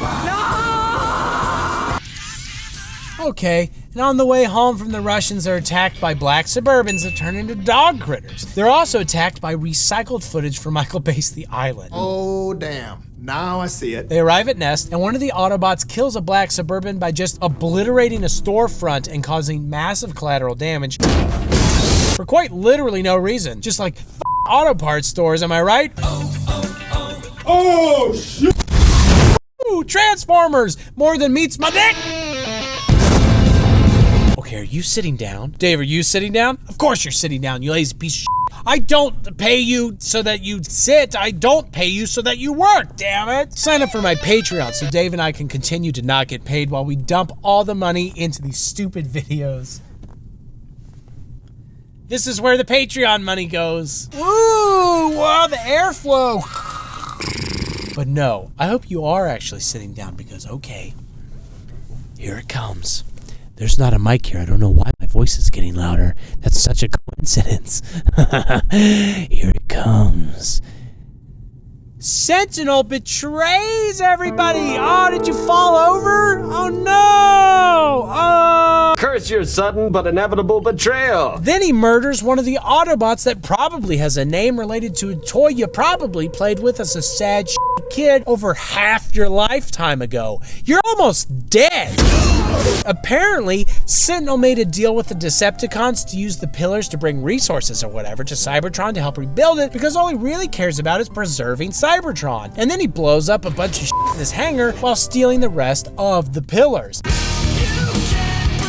This makes Optimus sad. But also, who shot down Sentinel's ship when he was leaving Cybertron? That's a good question. If he was already working with the Decepticons, they wouldn't shoot him down. But the Autobots didn't know he was working with the Decepticons, so they wouldn't shoot him down. So is it just some random dickhead? I don't know. But then the movie makes a bold statement about trans rights. We had a fight. We don't have enough men! And this is all pretty crazy. But let's take a moment to focus on how sad Sam is about breaking up with Carly. She's the one. I know the world is maybe about to end, but what does it matter if Sam can't spin the apocalypse beside his beautiful, stone-faced, wooden-acting girlfriend? It's very sad. Okay, enough of that. Here's Megatron taking over the Abraham Lincoln Memorial because something freedom, and Optimus yells, No, Sentinel! And I guess they used the pillars to transport a bunch of Decepticons from all over the universe to Earth for a big battle that will presumably happen in the next hour and 15 minutes because we are literally only at the halfway point after the first hour and 15 minutes of this 2.5 hour long movie. My God, why have you forsaken me? And speaking of betrayals by Judas, not God, I mean, good grief, do you want me to be smitten? Turns out that sexy boss is a sexy Judas in that he's working with the Decepticons because his dad was working with the Decepticons too. And the whole reason we haven't been back to the moon, as in America hasn't been back to the moon in forever, is because sexy boss's sexy dad lied about how expensive it was to go to the moon. So nobody went back to the moon, which hid the existence of Sentinel Prime, which I guess suggests that there were Decepticons here as early as 1972. Almost. I mean, I guess there also have been robots since like 5000 BCE, but so they've been hanging out here long before the events of the first movie, but they've just been doing dick all because they've been waiting for Autobots to show up and activate Sentinel Prime, I guess. But if that was the plan, why do the events of the first two movies? Do they even need Megatron? Or have they just been literally doing nothing and then Megatron gets thawed out and then like after 5 years is like, oh, I forgot about Sentinel Prime. But then who was orchestrating it in 1972? What? Was Morbius in 1972 hiding the existence of Sentinel Prime, and then they just happened to thaw out Megatron, and then they did a whole separate side mission to get the Matrix of Leadership, and then they went for Sentinel Prime. But why? That's a good question. The boss puts an evil watch on Sam's wrist and says, you need to go back to ask Optimus what his plan is to fight the Decepticons so the watch can record it, or we'll kill Carly. And Sam's like, oh no, but she's hot. And the boss is like, Exactly. Of course, whatever Optimus is planning, it's likely to be fairly limited, as the United States military officially ends its alliance with the Autobots in an effort to make peace with the Decepticons, who say, really all we want is a few Earth resources and then we're gonna leave. What? Oh, and the Autobots aren't just gonna no longer be allies, they're gonna get buggered off back into space. Optimus tells Sam nothing of value. Amazing. Boobies. And then the Autobots get SpaceX'd mid-flight because I guess the Decepticons were being deceptive? Damn! But not one to rest on his laurels. Just! Sam gets the effeminate German to hack the hot boss's phone somehow and tracks them to Chicago with the intention of going and saving his girlfriend, I guess. He did literally do exactly what the boss asked him to do, so maybe he just let the girlfriend go as part of the deal, but maybe he's a deceptive man. Nobody expects John C. Oh, by the way, the real Decepticon plan isn't to send resources to the burned out husk of Cybertron, but rather to bring all of Cybertron to Earth so they can enslave the human populace and make them all workers. To that end, they block off Chicago, where the most important pillars are, I guess, and start bringing in Cybertron through the magic of science. But just a quick note here, for the rest of the movie, they act like this is some sort of race against time, like they need to blow up the pillars before Cybertron gets through, or what? What? They already mentioned that the plan is to enslave everybody. That will presumably remain their plan, regardless of whether Cybertron is nearby. They can't kill everybody if they plan to enslave them, and Cybertron isn't a weapon at this point, it's a burned down alien robot crack house. So it's not like humanity will be any easier to conquer with Cybertron nearby, it's just a thing on the checklist.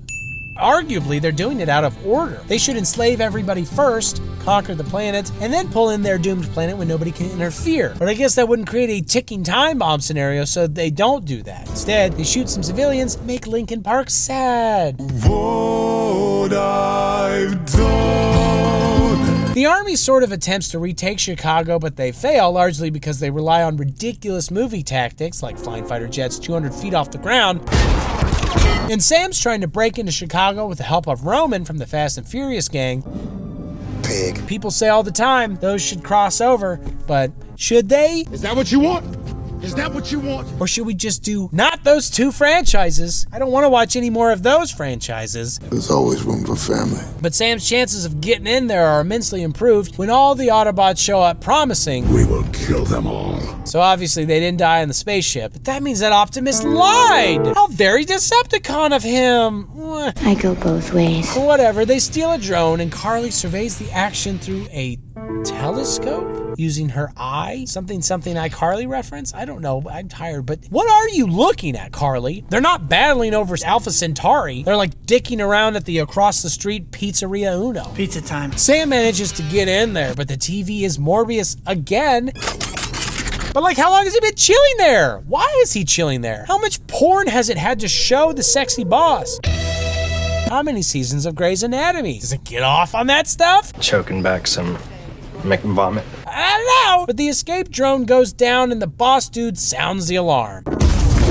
Elsewhere, Roman and his team intend to blow up the command pillar, even though, as I've mentioned, that literally matters not at all, except maybe aesthetically. Oh, and also this pirate transformer hands out urban combat prototypes, which UCP, like you could see the P. Great invention for kicking ass. Elsewhere, a bunch of Autobots show up to wreck shit, and like some of them are race cars covered in machine guns, and some are just Corvettes. And how are those decisions made? Shouldn't they all tack on extra rocket launchers and flamethrowers and oil slicks and, you know, angry cats that dangle off the side of the car or whatever? But elsewhere, Hot Boy Marine and his hot boy friends wingsuit out of transport planes, mostly just so they can get a few admittedly cool shots, even though realistically, of what use are a handful of random humans in wingsuits? Oh, never mind, they brought assault rifles, which are always effective. I guess they can slow down Decepticons by forcing them to spend time scraping soldier gunk from between their robo-toes. Disgusting. A building that a bunch of other humans are in gets shot up, and there's a lot of sliding and jumping around, and I will admit it's pretty fun to watch. Side note, the tunnel squid bot feels like he's 1,000 times stronger than every other Decepticon. How Also, why are there still regular people hanging out in this building that's been half destroyed for the past half hour? Go grab an Uno's pizza, guys. Get out of there and into some deep dish. Beautiful people. Optimus finally shows up and he flies now? I fly now. So he messes up the tunnel squid pretty bad before him. Oh no, he gets tangled up in some cables until we need an overpowered character later on. But he better get untangled soon because Sam is dueling a mean robot that keeps calling him boy. Fortunately, he sticks him with a UCP and there's a silly little scene where he and Hot Boy Marine are stuck on a grappling tether, but then the bad boy robot explodes. And it feels good to laugh. Anyway, the beam of light is sucking off Cybertron really good now, which means they'd better hurry before... I mean, Also, Bumblebee has been captured? Because I guess he's a coward? I like people that weren't captured, okay? I see why he chose a yellow painted vehicle. Negative aspects of yellow. Shockingly, Bumblebee is rescued before getting executed in the street like an ISIS beheading video. Optimus shoots the pillar, which halts the process, and Sam performs a sick little stunt on his way to finish the job, and then there are two simultaneous boss battles. One between massive sentient murder machines, and one between two B-list white dudes. Optimus gets his arm ripped off, but before Sentinel can blow him to death, Carly convinces Megatron that Sentinel, he sucks actually, and Megatron should be the king. And he essentially shows up and saves Optimus Prime's life. You know what he did? He was injured. Injured man. Now, I get that Megatron isn't exactly a master tactician, give or take. Maybe he's scheming a way to get Autobots to resurrect a moon machine man for 50 years while being actively on ice for most of it. But like, come on, let Sentinel kill Optimus, then stab him in his moon dick. Don't save Optimus only for him to... Yeah, look at that. It took like 5 seconds. Then Optimus straight up executes Sentinel like an ISIS beheading video. These are some f***ed up movies. No. Oh, and Sam also kills the hot boss. Yay for killing people and things. Redemption? That's for pussies. In the American sense, meaning weak or cowardly. B tackles the pillar and Cybertron maybe explodes, and then I guess it's over, and Carly and Sam say some love shit, and we get our standard final pre-Linkin Park voiceover, but it's not really about anything. I must have blacked out. So instead, here's a mid-credit sequence where John mouth assaults Francis McDormand, and he goes to jail for it. God, I love the cinema. A beautiful day with incredible people that were wonderful, great Americans, I will tell you. There will be days when Jordan loses faith, days when the plot is entirely unfollowable, but the day will never come that we finish watching these movies, because they're just gonna keep making them. Why are there dinosaurs? What do dinosaurs have to do with anything? Everything. What did you say? Like a hot teenager. Let's just start by saying what a waste it is to not call this Transformers. Like, what does Age of Extinction even mean? Just an absolute hack job from the marketing department. Why are you trying to twist a children's soda commercial into your weird, sick, sort of twisted, pervy... We don't really even get any cool beeps or bloops to kick off the video. I'm worried that this film is not taking the brand seriously. Well, what we do get is a classic Star Wars spaceship shot, and the reveal that actually it is many more spaceships here. There are also dinosaurs, because what's cooler than one cool thing, Dave? Two cool things. Spaceships and dinosaurs. That's two. That's even better. Triples makes it safe. Now, triples is best. We see a brief shot of an alien hand attached to an alien body that we will never see in this film or any other film, apparently, and the ships just start killing shit with bombs that scorch the earth. Run, bitch!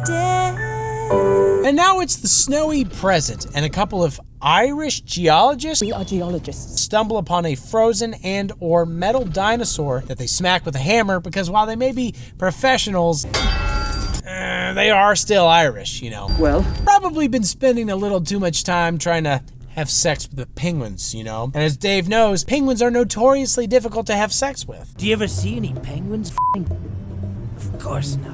They're slippery, and it would be easier to have sex with them than with a very attractive lady from Michael Bay's movie from 2009, the Friday the 13th reboot. I have a better shot of a penguin than that girl. Watch my other videos. And just to make sure we hit every geological environment that could be a Star Wars planet, here's Texasant.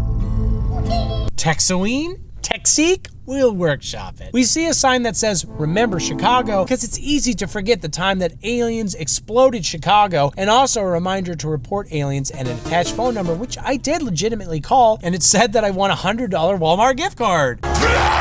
Coincidentally, right after giving them my social security number, date of birth, and Dave's mom's address, all my money disappeared. All like $12. Did you know I have a Patreon? Also in Texas, here's Marky Mark, feeling anything but funky.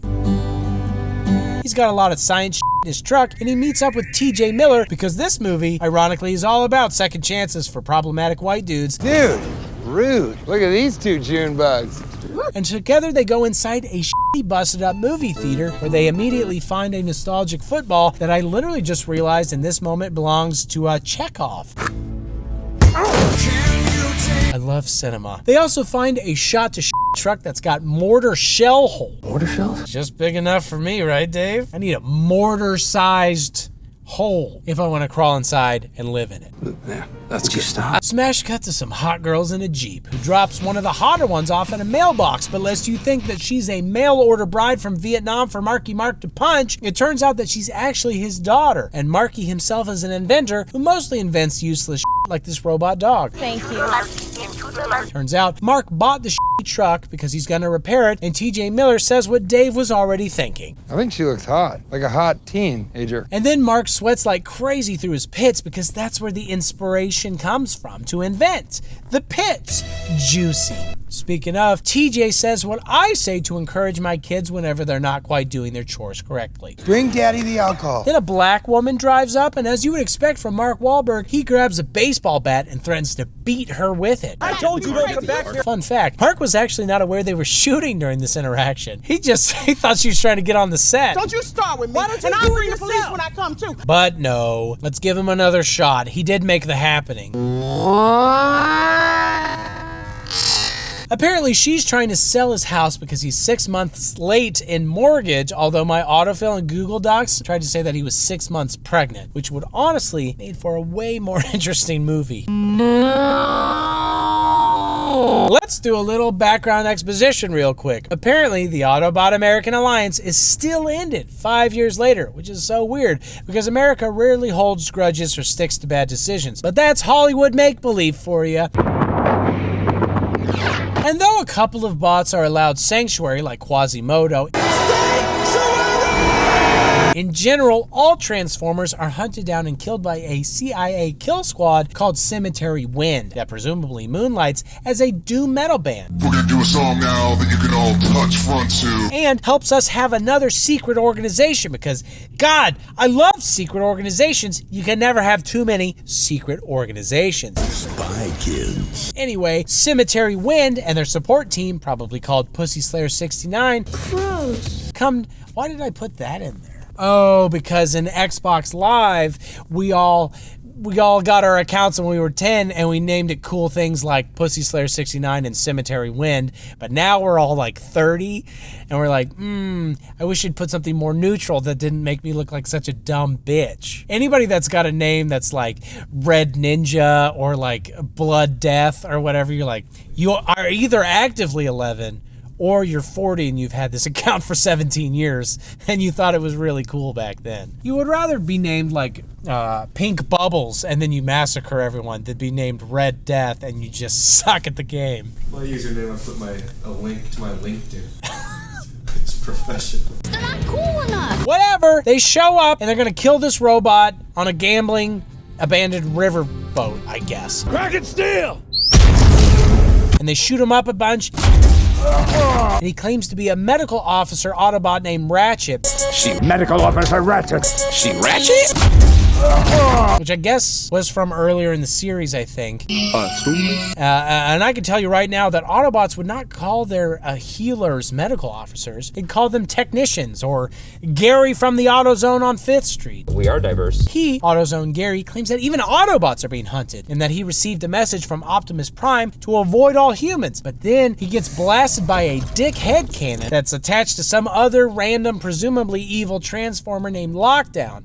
And Lockdown demands to know the location of Optimus Prime, but when Ratchet doesn't tell him, much like I believe Gary put down my first Mazda with his incompetence. Cut from there to Lieutenant Dangle. Is it Lord Prime? Sir Prime? Who's been apparently promoted to Chief of Staff, and he was hoping that Frazier, alien combatant, could explain how the CIA is so good at hunting Transformers, and Frazier does not give him an answer, nor does he offer to toss his salad or scramble his eggs. But I'll go ahead and tell you that Lockdown is working with the CIA, although specifically just that offshoot Cemetery Wind, like he only works for them. Let the sin begin. Back at the old barn, Mark has fixed the truck and is convinced it's a Transformer, and TJ Miller's like, oh, sick, we should report it, and we'll probably get like a $100 Walmart gift card. But then it comes to life, and it's friggin' Optimus Prime. And his name is Optimus Prime. And he's feeling a bit under the weather. Evidently, he was ambushed by humans because I guess Cemetery Wind has finally figured out how to make humans actually useful in a fight with sentient Mack trucks and shit. And this gets Mark so excited, he goes absolutely Iron Man on an anvil. And Optimus Prime reveals he has a tiny robot cricket living inside of him who tells him what's right and what's wrong. Oh, we call it us all. Yes, I know that Jiminy Cricket is technically more of a conscience, but I'm writing this script at 4 p.m. on a Wednesday, and I'm already a little bit tipsy because I just watched the 4th Transformers movie, and I'm realizing that my whole life is a joke, and I drank a beer too early in the day, and I didn't eat. He's my conscience. He tells me what's right and wrong. What?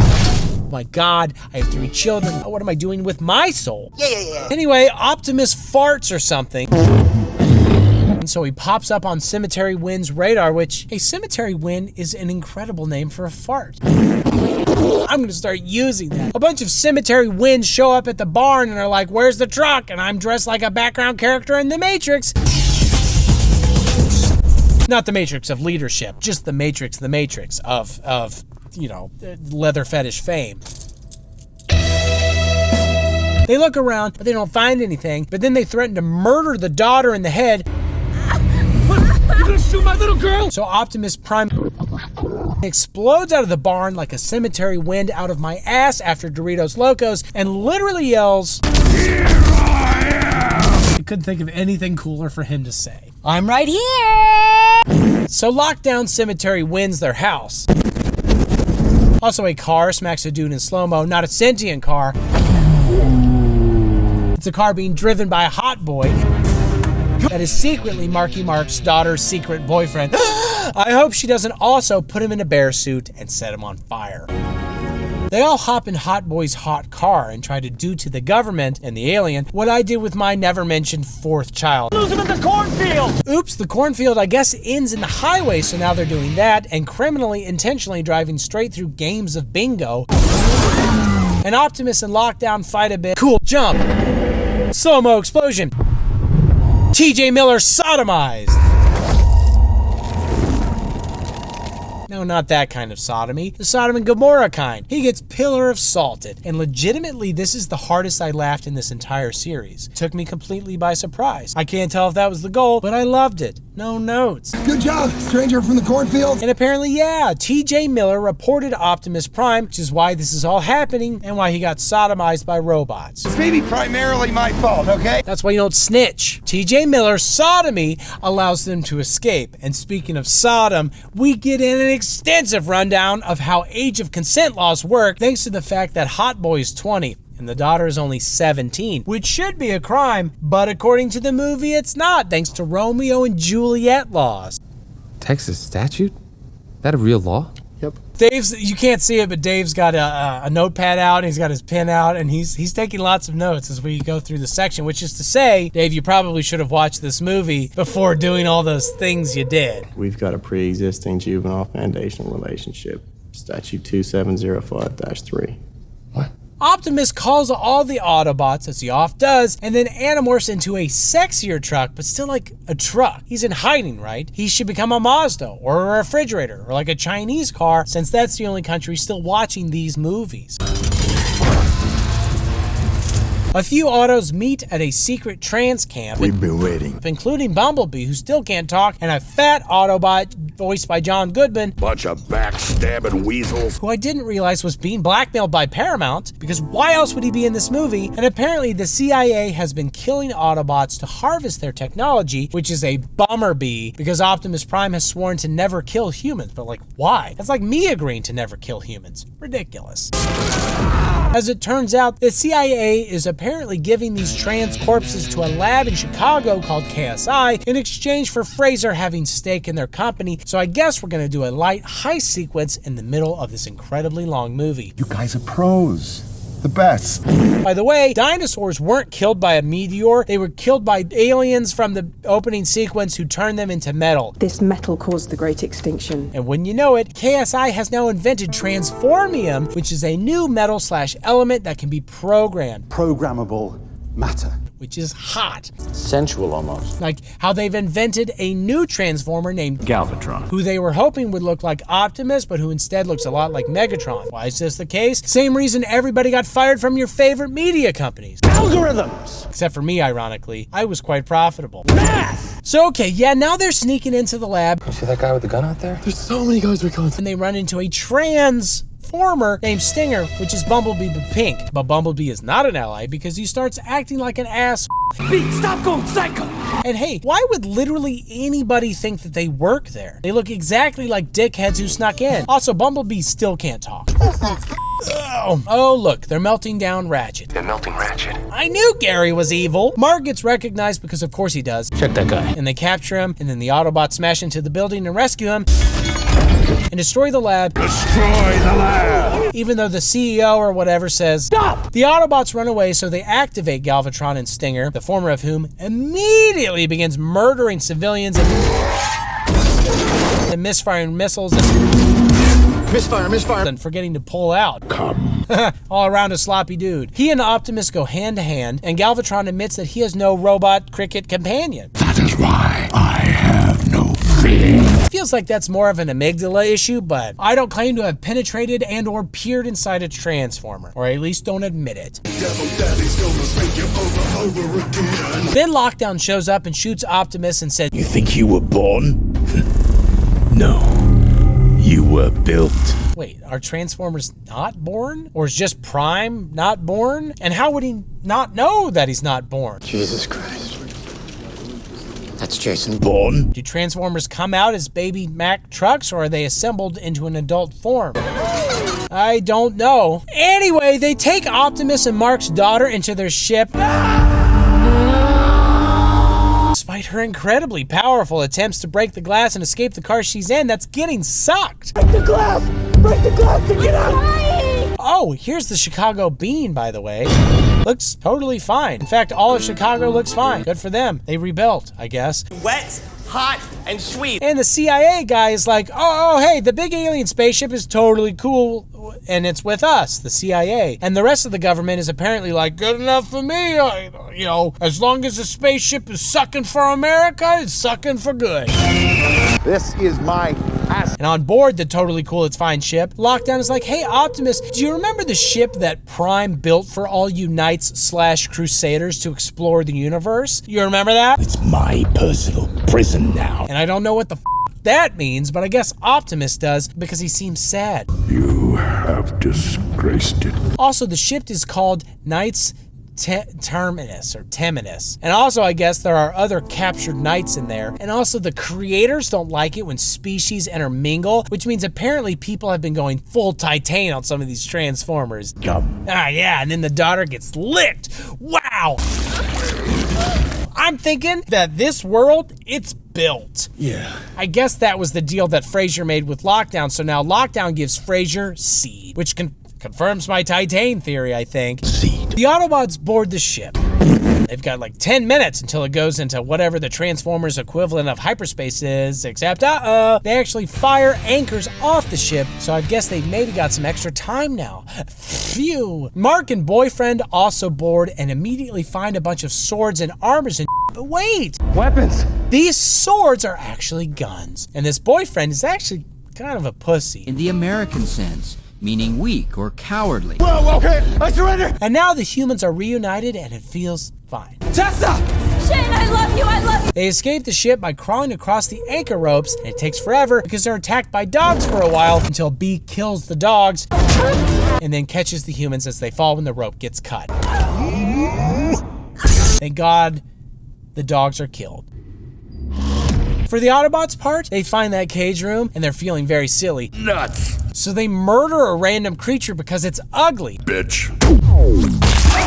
Way to save the cat. They do actually save Optimus. Hang in, we're coming! And they fly out on the Knight's Terminus. I always wanted to fly one of these things. So now it's a chase scene. Everybody's out here giving it the juice. I'm giving it the juice. Also, at one point, the good guys blow up an entire bridge for literally no reason. This one's for you, a-holes.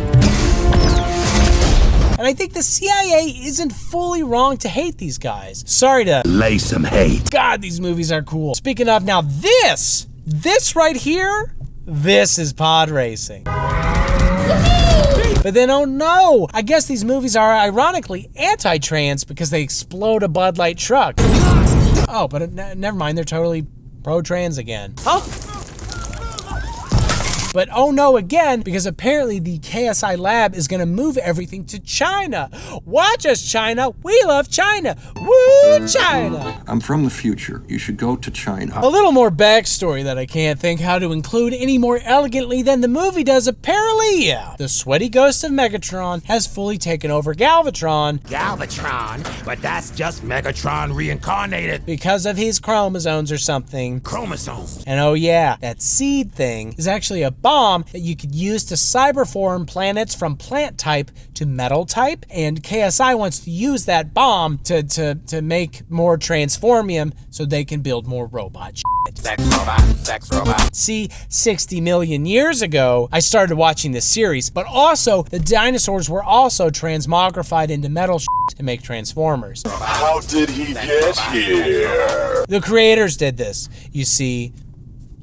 Whoever they are. What does he want? Now, Mark tries to talk the KSI guy out of using a bomb to kill things so he can make more money by saying, I know you have a conscience because you're an inventor like me. Which in a series full of stupid lines still comes out as probably the stupidest. Inventors are the worst type of people. Edison, Ford, one of those guys electrocuted elephants and the other popularized square dancing. Ladies. Both despicable. But whatever, he does sort of have a change of heart because he's an inventor with just the biggest heart. He better invent a bigger chest so that he can fit his big ass inventor heart in there. I know you have a conscience because you're an inventor like me. Unfortunately, this doesn't jive with Fraser's boyhood dream of being rich or whatever, so they spat briefly. Why don't you tell me what's missing from my boyhood dream?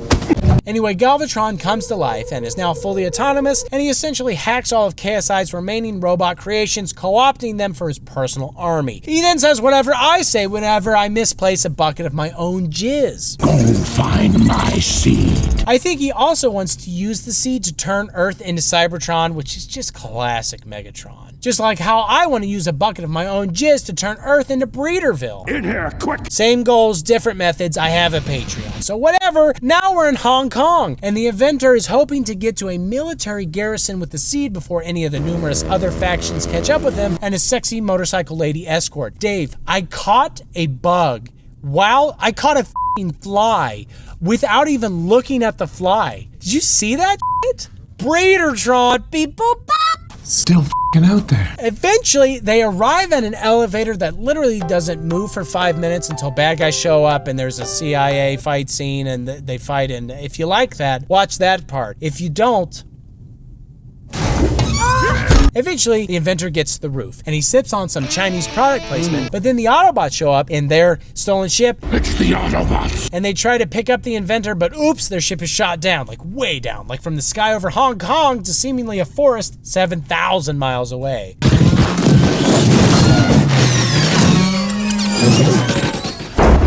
Mark causes a distraction. You want me? And maybe transforms into a sexy girl based on the editing. We get a classic Favela chase scene, but in a Chinese apartment complex or whatever. It's all bullshit. And this ends when, yeah, Mark Chekhov footballs the hardened CIA operative out a window. America, USA, Tom Brady. This causes Frazier to call in lockdown and Optimus to go to the downed ship and ask it to recognize one of your knights. And then he frees a bunch of primitive dinosaur, Autobot, Transformer, whatever the f***s. Because apparently dinosaurs were basically just prehistoric cars. I was expecting a giant So among the many sins of this movie, there was also the matter of trying to retcon the Flintstones. Back at the China, John Goodman and Bumblebee and the humans try to stave off Megatron's hordes by yelling things like, I'm like a fat ballerina, and I'm a wicked warrior robot. This might be the reason John Goodman will never win an Oscar. But when all hope seems lost, they look to the Far East on the third day and see Optimus Prime riding a dinosaur. Megatron responds like a soon-to-be unmasked Scooby-Doo villain. They're ruining everything! Ah! From here, it's not a lot to talk about. They fight a lot. There's a really boring Victoria's Secret shot, and eventually Lockdown ship arrives and starts sucking and spitting a bunch. She's gone from suck to blow. I mean, it's a lot like...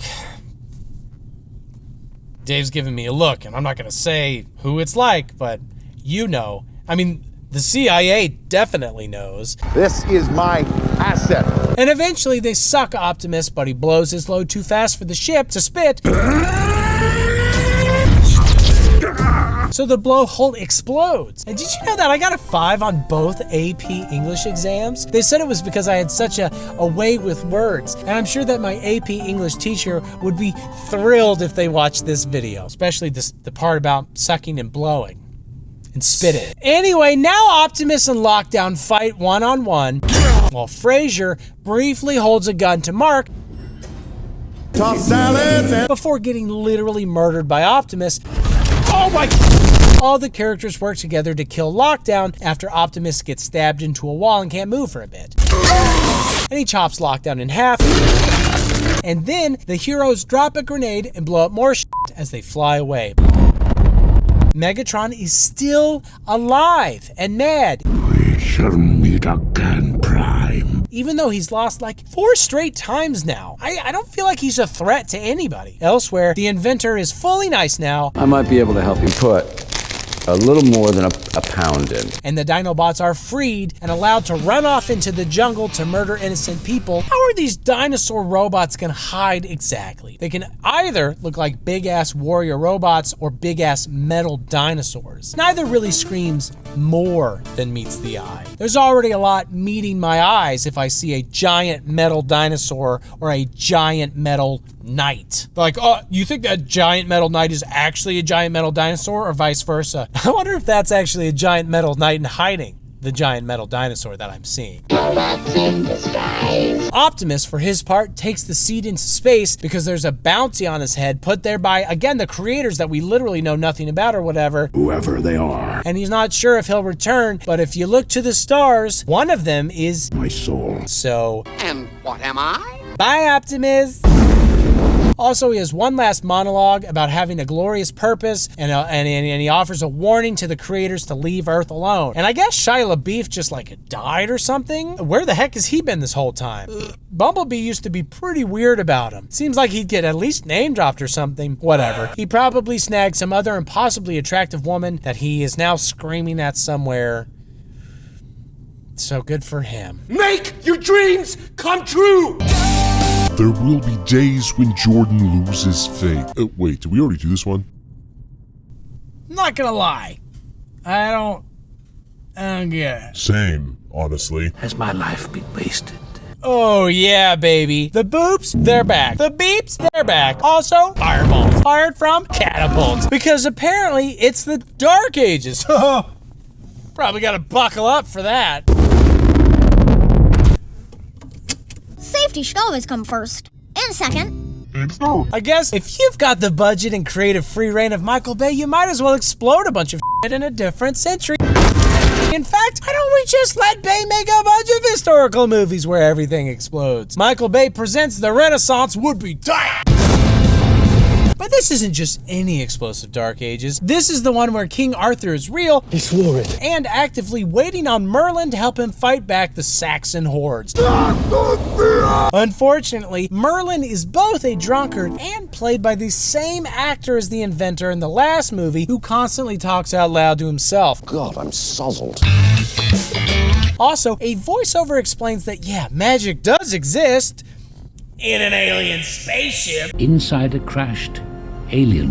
Pretty sure that's not how magic works, but also counterpoint, Harry Potter could win me back if the new HBO series includes aliens. Just saying, your move, Rowling. What exactly are these things? Here come goblins, Harry. But yeah, Merlin confronts a Transformer who hands him a magic power staff. Oh, yes. And combines with a bunch of other Transformers to become a dragon. Do a barrel roll. For as far as I can tell, literally no reason besides, as Cezary wrote in the script notes, it's awesome. That would be just the thing. It also mentioned something about an evil that's coming or whatever in the future around the same time that Even Stevens goes off the air. I'm not sorry, bitch, kid! But the movie also tries to suggest that 5th century Britons were like the most noble people in history, and if they lose to the dirty Saxons, that'd be bad. And I guess, you know, say whatever you need to set up why there's a metal dragon exploding knights to death in the 400s or so, but were they that great? 5th century Britain, that's the height of morality. Big personalities just sort of clashing and bloody. Fast forward 1600 years to Optimus Prime frozen and floating aimlessly through space, holding a sword that I guess came from that battle from earlier. Why not? I'm coming. He lands on Cybertron and literally says, "What has happened to my world?" "What the hell are you talking about, dude? It looks exactly like it has the last 10 times we've seen it, and the Cybertron Civil War is mentioned every 5 minutes. You're an idiot. In the 3rd movie, Cybertron came to Earth. You saw it." Ugh. I guess in his defense, he might have space hypothermia, but he ends up talking to a weird-ass Cortana-looking piece of shit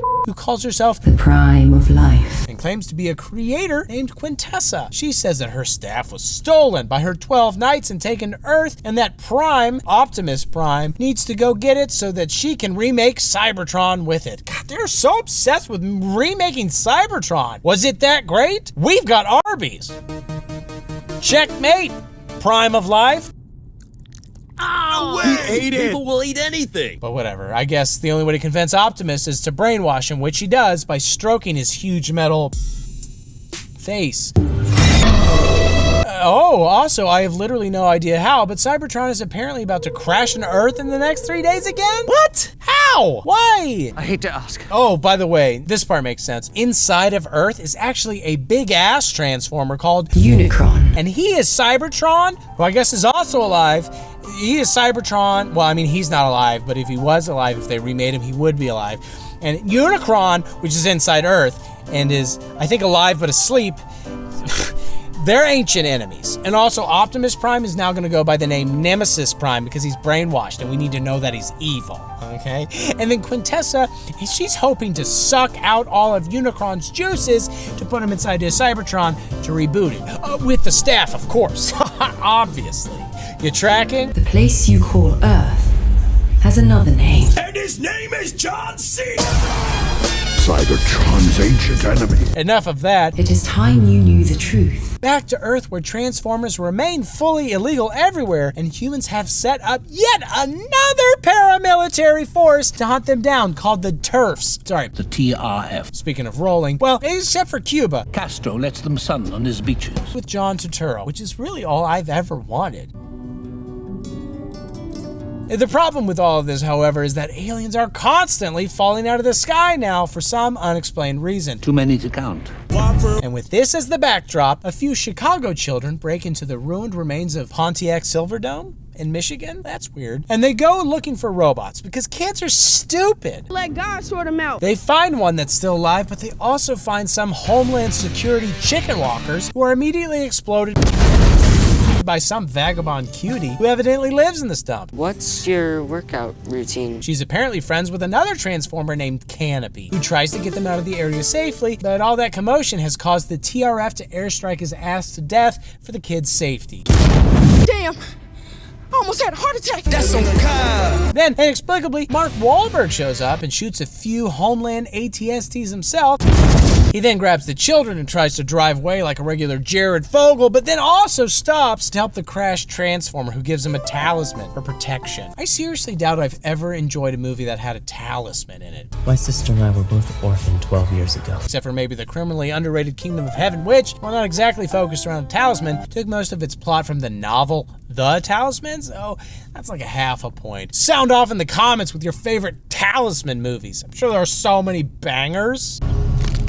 Yeah! But oops, a cab bot and the turfs show up and arrest everybody while the talisman turns into a spider. But then Bumblebee shows up and gets disassembled, but then reassembled and brains a bunch of dudes, which then causes the hot Marine, who is now a hot colonel, to show up. Hey. But also John Goodman is there, and it's really a who's who of Transformer heroes from the last movie. I guess Shia's still dead. They escape, but not before Bumblebee gets tagged in the ass. And speaking of asses, Megatron is looking for that tail. I mean, talisman. Because that thing could presumably lead people to the magic Merlin staff that I'd already forgot about from the intro. And anyway, our ragtag team of heroes lug their tagged asses to a big-assed junkyard where they've been hiding out alongside another comedic sidekick character that has not been sodomized. Yet! No, I don't want to go to any prison. The voice of Steve Buscemi stops by briefly because there is nothing that Michael Bay won't ruin. Words hurt. Skank. And the cutie, named Isabella, with the Gen Z, Perfecto. has stowed away, and she's an orphan, and Mark is like, you think that's hard? My daughter is in college. I go visit her, we both get arrested. Is that bad enough for you, bro? And had a contract dispute, presumably, and then he drinks another controversial Bud Light. Perfect delivery, buddy. He calls his daughter, but can't speak to her because he's hiding from the government, and all she really says is that he needs a girlfriend. And I hope he doesn't make that logical leap to think that he should date Isabella because she's only 14, and I know we've already covered a lot of laws and stuff surrounding these practices. But Mark's like 45 and she's 14, and I think even that's probably not legal. But you're right, I should look it up just to make sure. You got 20 seconds, Chief. Then he and Isabella bond while doing whatever they want to a compliant Bumblebee. Just do whatever you want. And what they do is give him a new voice, but it sucks, so he rips his own throat out. Is that my voice? Is that my voice? Cut to various random parts of the world where 6 horns are bursting out of the ground and growing. It's growing. Megatron shows up to speak to the turfs and says he can help with their horns as long as some of his friends are released from Decepticon jail, and they are. Man, I want to kill you right now. And they get some weird Tarantino-esque freeze frames and font stamps because you got King Arthur, you might as well have like sexploitation font. You know, let's just do all of it. I'm free at last. Very disturbed. The turfs agree because the military seems to think they definitely do need the talisman. Although, does anyone know why? Or maybe they just want to stop the horns? Why would they trust Megatron? He's betrayed them 4 straight times. What do you really want, Megatron? What anyone wants. Whopper. But whatever, the plan is to let the Decepticons attack the Autobots at the junkyard and then swoop in and kill the Decepticons afterward. Definitely gonna kill you mofos later. Genius. So anyway, they do that, but the Autobots and their human buddies escape to a nearby town that they've rigged with explosives. This causes the Decepticons to retreat because, man, they really are pretty pathetic in this series for the most part. We don't do this kamikaze. Megatron is perpetually just a shitty afterthought, sort of like wiping. Right? Did that work? I felt like that worked. Decepticons!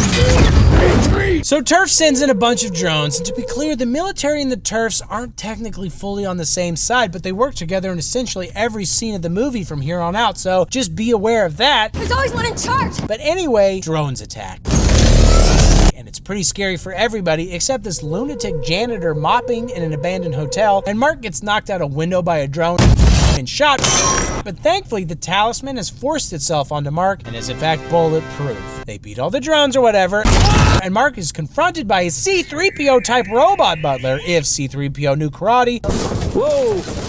And it was like, you've been chosen to save the world, and you need to leave the rest of these people and get onto my plane and fly to the UK. And Mark is like, makes sense to me. Later, boners. Back off, Chief. Oh, hey, here's some slow motion horseback polo for no obvious reason, and a hot woman for very obvious reasons, who is a professor of English literature at Oxford. What?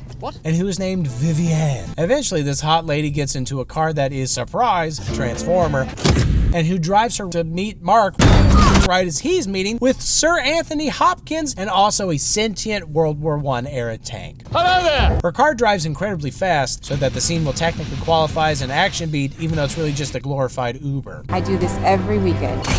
Then, Mr. Sir Anthony Hopkins asked the very question I've been wondering this whole time. Has my life been wasted? Undeniably, yes. Sorry, bud. No, but it's terrible. I mean, it's so sad. Also, is the reason you joined this historically terrible franchise because you've developed robot dementia? I knew it! That also explains Westworld. I'd show a clip, but actually the brothers Warner have erased it. It's literally impossible to find. Sign up for Max today. You may not get another chance. Time for this two-time Oscar winner to explain that he's the final surviving member of the Order of Witwickens, a secret society founded way back in the 5th century dedicated to keeping the existence of Transformers in the closet. Former members include General Washington, William Shakespeare, Queen Elizabeth of England, Abraham Lincoln, John C.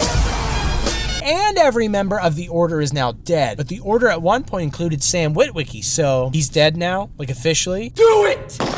Well, rest in peace, my guy. Or not. I'm not the boss of you. That's between you and the Heaven robots from the second movie. And here's a brief aside to show Bumblebee apparently killing Nazis back in the 40s.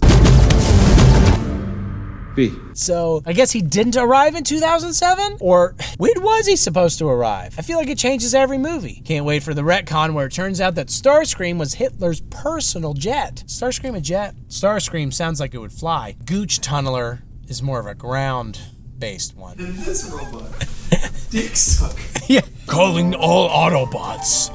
Dick Sucker has arrived. Oh no, not Dick Sucker. Let me go in first. Let me go see what this guy's all about. He's so nice. More exposition. So Hopkins is in possession of the real original round table where 12 Knights and also 12 Transformer Knights used to hang out and probably play apples to apples. Also, apparently, somebody at some point decided there will be one final night that'll appear as the world ends, and you guessed it, that's Mark Wahlberg. Why? I don't know. Also, I guess the world is ending now-ish. Oh, they also buried that staff with Merlin's body, and it can only be accessed by a Merlin descendant, which, surprise, Vivian is. And during all of this, the robot butler plays music and generally tries to distract from how boring and nonsensical all this bull really is. My lord, you ruined the moment again. Whoa! I think I took my eyes off the road for a minute. What's the matter with you? Mercifully, MI6 and the tourists attack the house, forcing them to stop talking for like 5 seconds, and also to reveal that some Transformers have time grenades. When did they get those? How do they work? I don't know, but they split up. Hopkins goes to the library to look for information about the Earth Horns, and Mark and Vivian go to her childhood home to try and find information on where the staff is. Hard as wood. Because I guess her dad knew, because, you know, he was also a descendant of Merlin, the wizard. Hopkins doesn't really find any book, but it's cool because John Turturro calls and explains all the Unicron stuff, and that because of Pangea, Stonehenge is actually the middle of Unicron. He says this in exchange for becoming a member of the Order of Witwicken, which he is about to be the sole member of. Spoilers! Hurry, man! The dissolving scrotum! Turturro apparently read this information from a book that may or may not have been made out of old kind of goat scrotum or something. Goat scrot, if you will. I hate myself. Vivian and Mark determine the clues in her dad's office point to an out-of-commission submarine at a museum. They go to the sub, and Hopkins yells at people to get off said sub. Off the sub! No! I guess if I'm 85, and I've already won 2 Oscars, I guess I'll probably just join a movie where I can yell, "Move your fat ass!" What do I know? Maybe that's the logical step. It's quite disgusting. He also says that he can't go further because I guess he needs to mobilize more firepower with the Prime Minister whose office he sneaks into. I have never had to consult my notes more when writing a script for one of these than this damned movie. Shut up! Vivian touches the submarine just right. And it springs to life because, like everything in this world, it's a Transformer. They're in a Transformer. It takes them somewhere, and the military/turf sends a bunch of baby subs after them just in case. And to kill time, the robot butler leaves the submarine to catch some fish. And Vivian takes a stab at describing my penis. It seems to not be,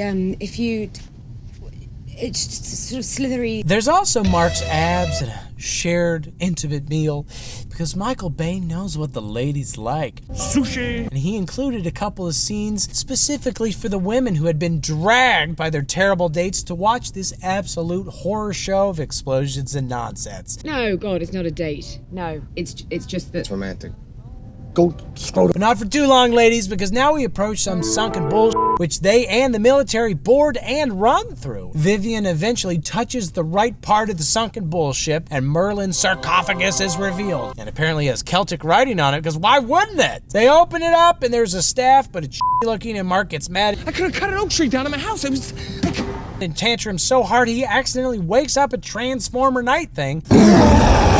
But fortunately, the military shows up with the regular ass assault rifles and do a little bit of damage and divert the big guy just long enough for Vivian to touch the staff herself and have it become all magical, like that dagger in the 9th Friday the 13th movie. Literally, they just stole that plot point. Disgusting. Ugh. Hey, wait. Who produced the Friday the 13th reboot? Excuse me, I'm sorry. Bastard. I'm sorry. Anyway, more knights wake up and kill until Gasp Optimus shows up. Come. And like Dave at a sex party, he's all like, give me that staff. And she does, and he tries to run away while Beat chases him. And at one point, he smacks his head on a random submarine. And it made me laugh almost as hard as TJ Miller getting sodomized. That's what I have to laugh at in these movies. Bonked heads, sodomized comedians. And women over the age of 72. Well, the sunken bullshit elevates out of the water, and Prime and Bee fight, and a couple of humans sort of get sloshed around. Mark unsuccessfully tries to talk Prime down by riding the big guy, but then Bee's voice magically works for no reason. I'm going to kill you! And that does it. Your voice. I have not heard it since Cybertron fell. You fool. So Prime is no longer mind controlled. He then gets sad and asks, what have I done? But I'm pretty sure the answer is almost nothing. Has he killed even one person at this point? He wasn't being very nice just a second ago, but it's not like he squished a baby or said the N-word. I've come. So basically he's the opposite of Dave. If anybody should apologize, it should be Dave and his own apology video. Sorry.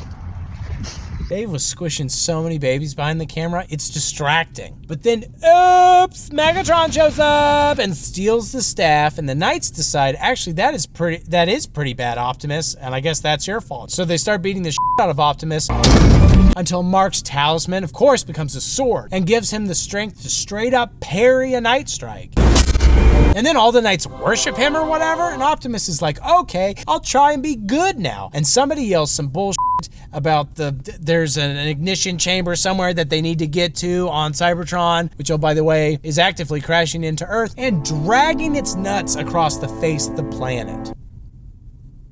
Oh, Sir Anthony Hopkins is at Stonehenge, apparently sneaking around and eventually shooting Megatron with his walking stick gun.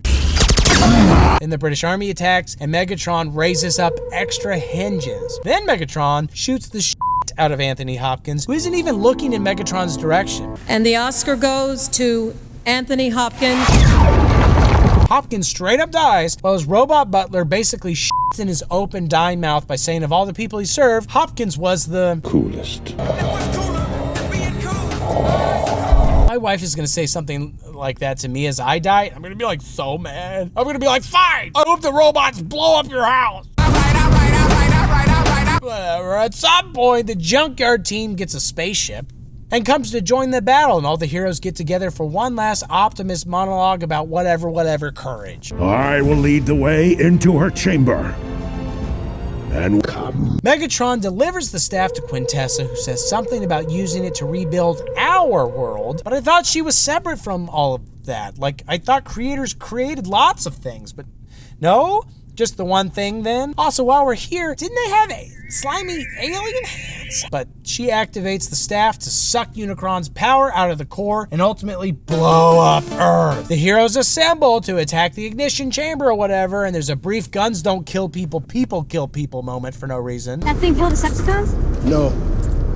We do. Which is a weird thing to insert into a film franchise about sentient killing machines. Mark borrows a soldier's phone to send his daughter an honestly pretty fruity text. About to die, smiley face, eggplant, winky face. What are you doing tomorrow? Also, she gets this text from like a British number. Does she really trust that it's her dad and not like John C. Isabella apparently stowed away again, which seems like a bad idea, and they all go to attack the whatever in dropship Osprey things, and admittedly, it does look pretty cool. That's why they keep making these, because there's like one cool scene per movie. But unfortunately, the air is thin or whatever, so they end up crash landing, and the movie transitions to a pretty straightforward war film. I need to help me. They all get pinned down by turret fire. At least until Isabella's robot blows the turret up. But not before Isabella gives him the exact same speech my lacrosse coach always gave me before games. You're small and you're ugly. No one's gonna see you coming. Then Optimus shows up, finally, and I'll admit, I don't understand what took him so long. There are other Autobots here, so where was he? I don't know, but he killed some shit, as he always does. But despite these developments, the military's like, this isn't working. So Buster from Arrested Development, God bless his heart, comes up with some convoluted physics plan to blow up a thing that'll blow up a thing that'll hopefully destroy the ignition chamber and stop all the sucking. It's like if Tiger Woods was making a big dividend with his 9-iron. The soldiers need to get the hell out of there ASAP, but don't worry, Dave. They got parachutes. I know you were worried that there was something that didn't make sense in this movie, but it always does. Fun fact, Dave's and my lacrosse coach from high school literally died hang gliding. That's a weird thing. I thought it was skydiving. No, I think it was hang gliding. It was hang gliding. Yeah, he was like a hang gliding instructor, and he just like, chunk, hit the side of the... For some reason I thought it was skydiving. Does it make a big difference to you how he was splattered?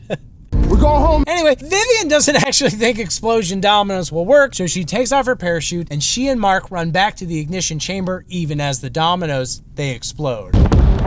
The chamber does actually get smashed and starts tumbling, but that doesn't apparently stop the staff from doing its sucking. So what does work is Vivian double fisting that staff though. Right, Dave? Oops, she slips off as gravity disappears, but that's totally understandable, right, Dave? Sometimes things get slippery, but the important thing is that she gets thrown right back on the staff. Am I right, Dave? I feel like you're not responding. You still sad about Coach? Don't let it go! This lets Prime and B get in there and shoot Quintessa. And that stops the thing or whatever, and they all fail. Or, I mean, they all fall. I don't know, I'm failing. It falls. They fall! But Prime catches them, so it's cool. And somewhere in there, Megatron gets kicked out a window, because like always, he's at best a tertiary threat.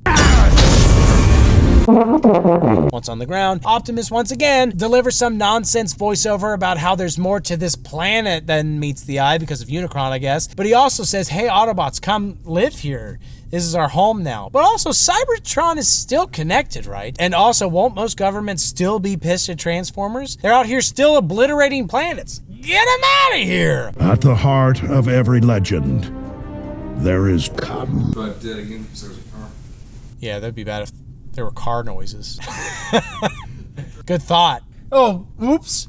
How are we gonna edit out the car noise? Truth. Oh, there's also a mid-credits scene where Quintessa has apparently turned into Jimmy Chan, which is like, nice choice, Quintessa. And she warns some guy not to grab those Unicron horns that are still there, and she can show him how to kill the whole thing. I wouldn't do that. But real quick, shouldn't it be called Sexicron? It's got 6 horns, not 1 horn. Also, come on, Sexicron is way more awesome of a name. Well, doesn't matter anyway because nobody watched this movie, so producers decided to go back in time because this series hasn't retconned itself enough. Speaking of, you and I are about to come to the past. In the past? The past? I don't know. How would you? Why would I go in the past?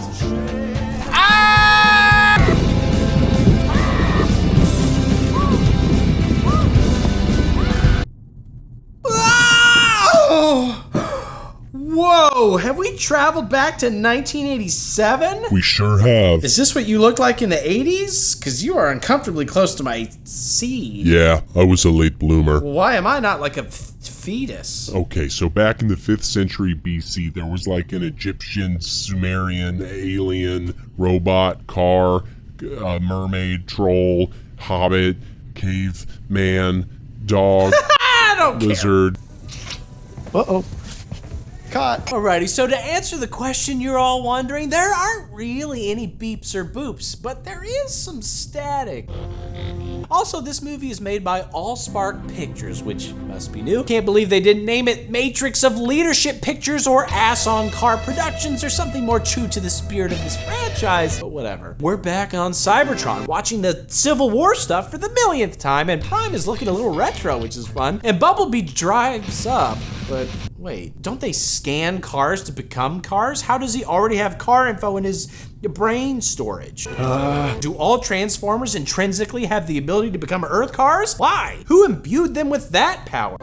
Even weirder, Bumblebee has a whole ass voice. We have to and Prime tells him to take his silky throat to the escape pods and go to Earth to establish a base for the other Resistance Autobots to regroup since they're clearly about to lose Cybertron. Cybertron has fallen. And I can't get up! But that means Cybertron isn't about to be destroyed, right? Like they're just losing the war, but the planet is fine? I've fallen. I don't know. But apparently it's now 1987, which means that the Cybertron Civil War was still ongoing as recently as the 80s? Get more Autobots! That makes all these events really close together. Whatever. There are some Spec Ops dudes playing paintball, including...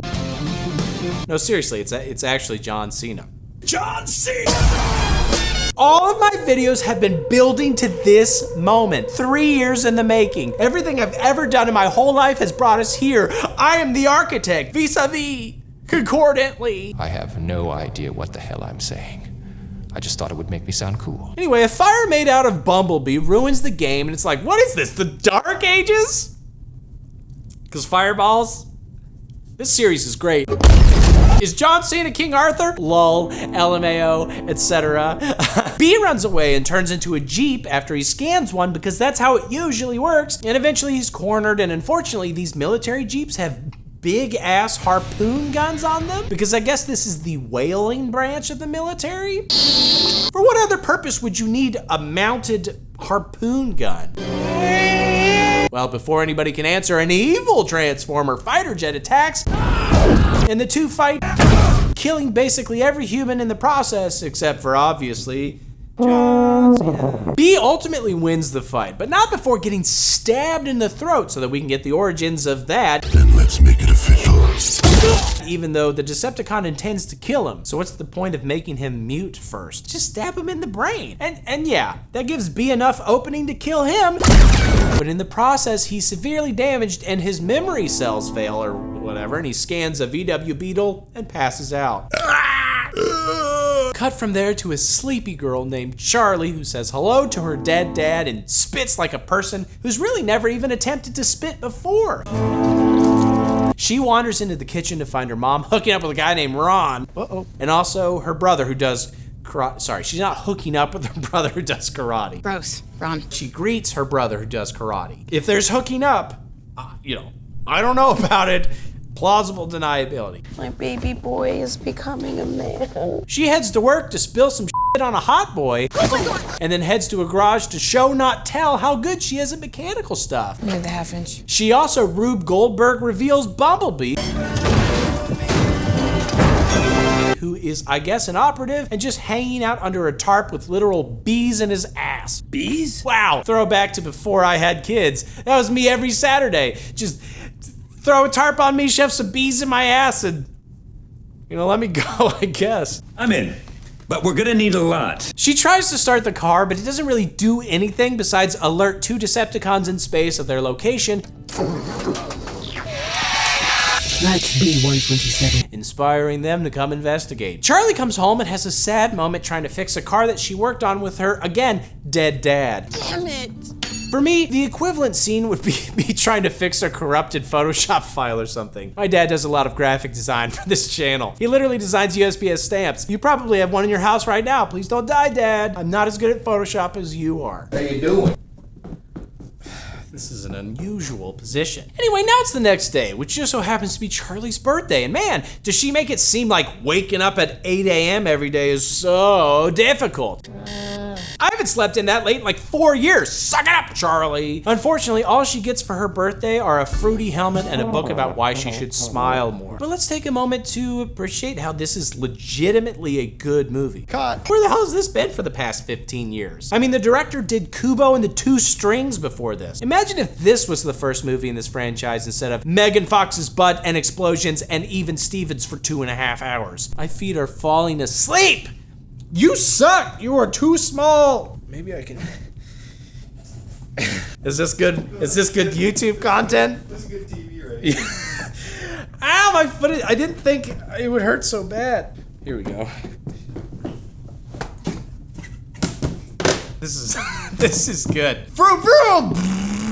Charlie heads back to the warehouse and convinces the warehouse owner to let her have Bumblebee. She takes it home and Bumble's dick just flops out onto the ground. So she crawls under him to see what's going on in there and accidentally wakes him completely up. Interestingly, Bee is a scared little weirdo because his memory is still completely gone. Thankfully, the touch of a woman calms him down before he does anything too crazy. Hey, if no Transformers except basically Optimus Prime and Bee know about Earth, how does he understand English? Who am I?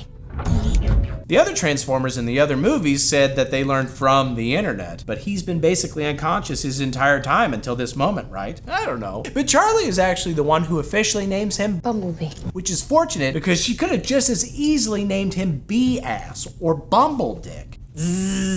Elsewhere, a couple more fireballs blow up a white trash dude's car. And out of the fireballs come the two Decepticons who heard Bee's signal or whatever, and they pop the white trash dude himself.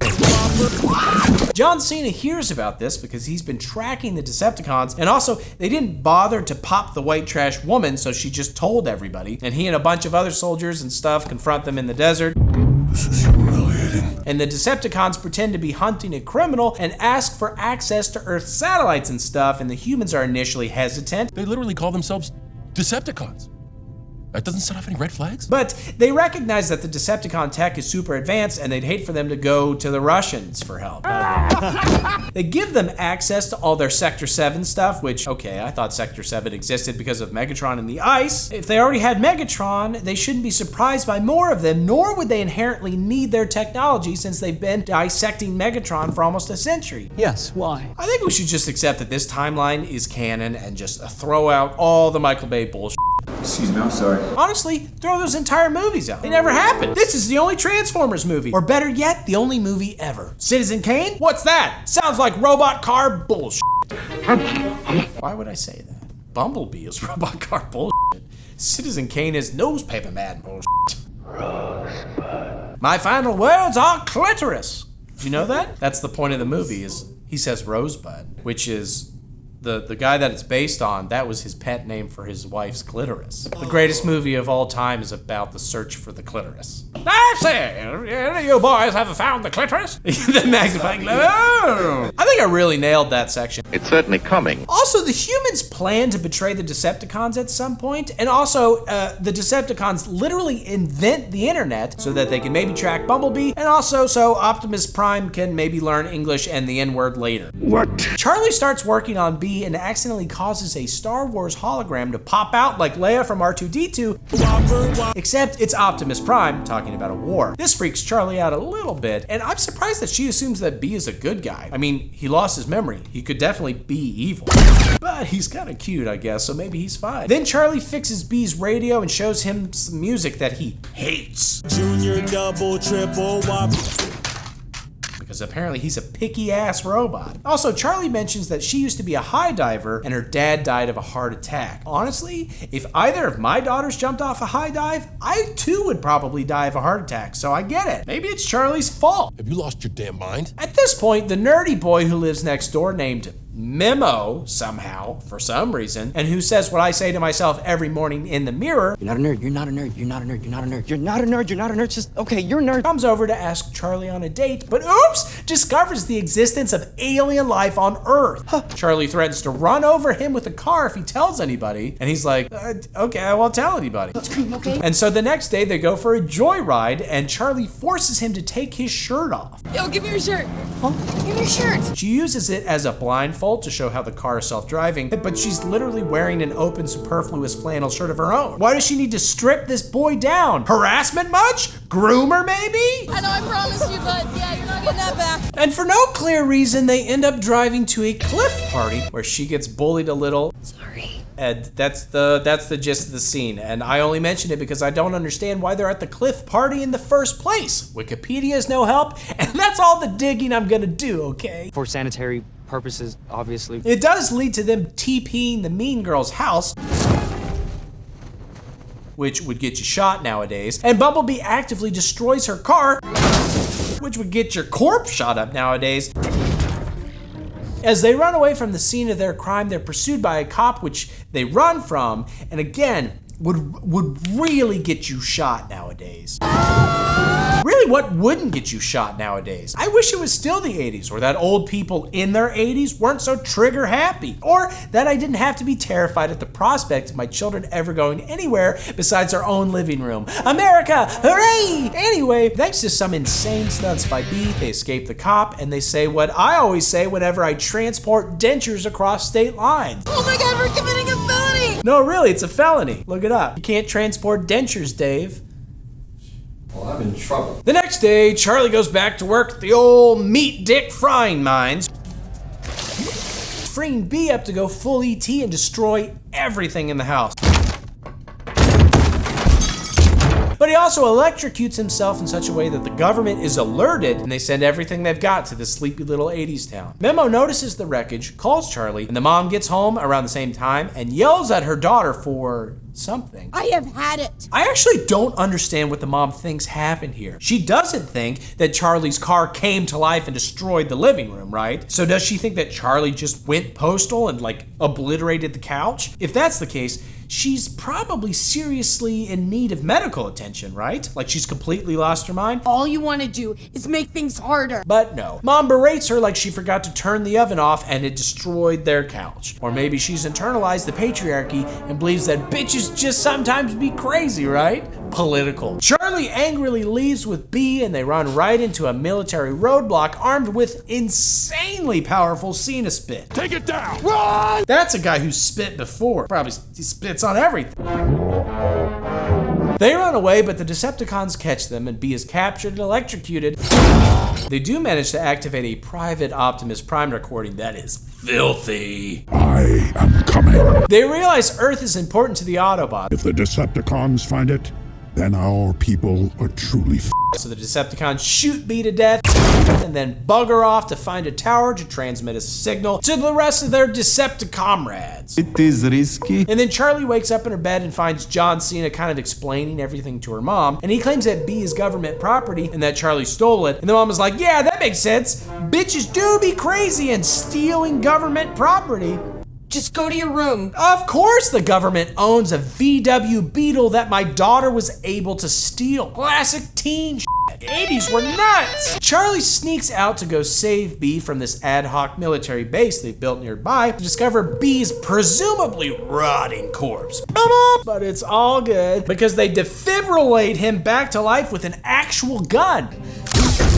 This is the future that the NRA wants for all of us. One gun to put you down, one gun to bring you back. Listen up. Teachers should have marker guns to write on the whiteboards, and fast food should be delivered via burrito cannons. Everything should be guns. That's what it takes. Anyway, the gun medicine works, and it has the side benefit of blowing B's memory back into his, his brain. Do they have brains? John Cena shows up and breaches the shit out of the building they're in, and harpoons B with a couple of their standard issue Humvee harpoons. But this turns B into more of a red-eyed angry wasp. Oh, shit. And he just starts blowing everything up until Charlie talks him down. She and B head off to fight the Decepticons and stop their transmission, and Memo stays behind to do nothing. Stop. Literally, that is the joke in the movie, and it is funny because, again, this is a pretty good movie. I feel bad making fun of it. Well, that didn't work. They arrive at the tower with an assist from Ron, driving like a reckless lunatic and endangering women and children. Run! We have a kid in the car! And the Decepticons are programming the message to send or whatever, because you can't do anything at the end of a Transformers movie like when you want to. Everything takes like 20 minutes to load. It's one of the problems of Transformers tech. It's very slow. Bee dumps Charlie in a trash can for her safety and starts shooting the tower and fighting, and Charlie gets knocked out of the trash can.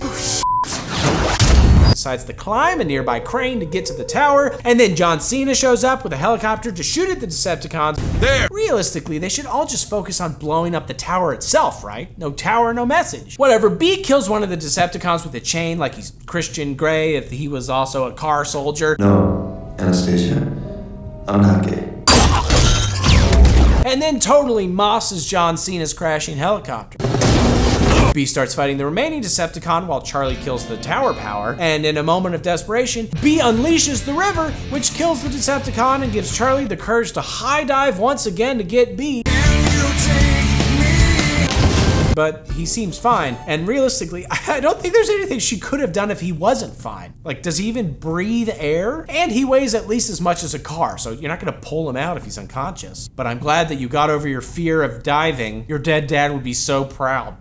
What do you mean? Anyway, it doesn't matter. John Cena has a change of huge, muscly heart and decides Bee is an alright, okay dude. You need to get out of here. And Charlie and Bee go to overlook the Golden Gate Bridge to sort of break up now that his memory is back, and he should probably go focus on the whole war effort. He also becomes a Camaro because he can, I guess. Are you telling me you could have been a Camaro this whole time? No. Hey, also Bee is able to talk pretty well now by using the radio like he does in the earlier/later movies. My name is Bumblebee. How does that actually work? Is he scanning every station at once and just knows what's coming next? How does he end up eventually picking up movie quotes? Is he recording those bits and then playing back the recordings at the right time somehow? It just really doesn't make any sense, unlike the rest of the series, which makes all the sense. Yeah. And Charlie reunites with her family, and it feels just like so good. And then Memo tries to hold her hand, and she's like, nah, dog.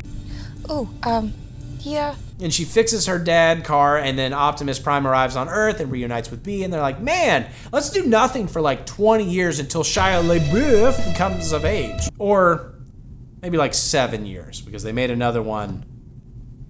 Spoiler alert. Again, why is this movie so much better than all the others? If the next movie is bad, I'm gonna freak out.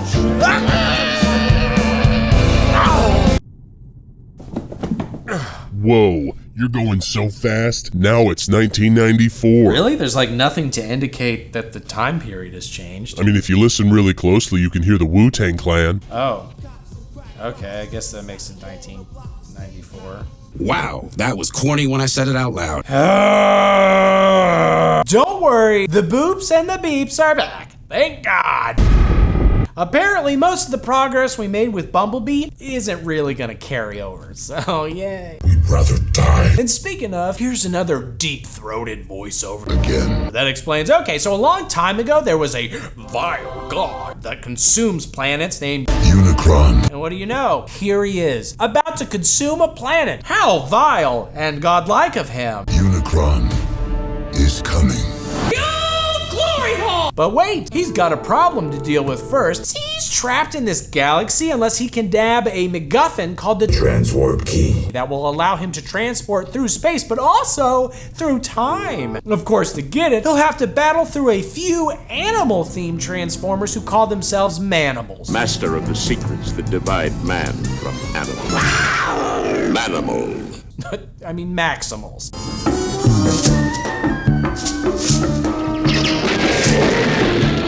But Unicron is too big to really do hand-to-hand, so he sends in some scorpion bots and a Terracon named Scourge. Ugh. A big trans monkey stays behind and buys time for a cheetah, bird, rhino, and other gorilla named Optimus Primal. Like Prime, but a monkey. He's found us. To escape with the trans warp key. They're gonna escape with the trans warp key. He's buying them time. Keep up. The gorilla dies, but they do escape. And also their world is eaten, I guess. Savory. Not to get pedantic, but if they can travel through space and time with the key, why can't they just hop back in time to when Unicron was a vile baby and strangle him in his space crib? I don't want to talk about time travel shit. Problem solved. Doesn't matter! Also, how do supervillains with the stated goal of ending the universe recruit exactly? Feels like it'd be hard to find decent applicants to destroy all of existence. So where's the motivation? Now we're in 1994's NYC. Twin Towers and Alexander Hamilton's son. How about when I get back, we all strip down to our socks? And all of it. He's now going by Noah, and he's a bit of a tech nerd. He also has a mom and a brother with sad, sickly sickle hands that they're struggling to pay doctors to fix. You're not coming. What? Thankfully, Noah has an interview. Oh no, it's canceled because his former commanding officer says he's not a team player. I mean, sure, the guy running the front desk where he's applying let Noah run literally right through without stopping him, but he's the exception. Everybody else on this team is really great. Wake up! Still in need of money, Noah goes up to his shady friend and is like, let me do some crime, my guy. And his guy says, okay, sneak into this charity event and steal a Porsche. And Noah's like, I feel an appropriate amount of hesitation in performing this crime, but it is not greater than my desire to help my blood relative heal. That's how you develop a character. No, maybe 60-40. Of course, it turns out that the car he's stealing is a trans Pete Davidson. Stranger danger! And his theft attempt kicks off a car chase that involves the brutal deaths of at least 2 police officers just doing their job, and probably at least 1 civilian. No remorse about those deaths though, obviously, because Wu-Tang Clan.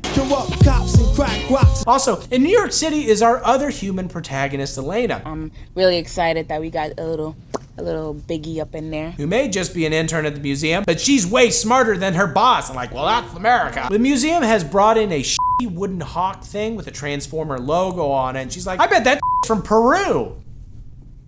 Maybe. I'm really excited to go to Peru. That night, she inspects it with lasers and it falls apart to reveal it's actually a trans warp key. Ooh! She says something about it being definitely not Nubian. Ah, yes! Nubian!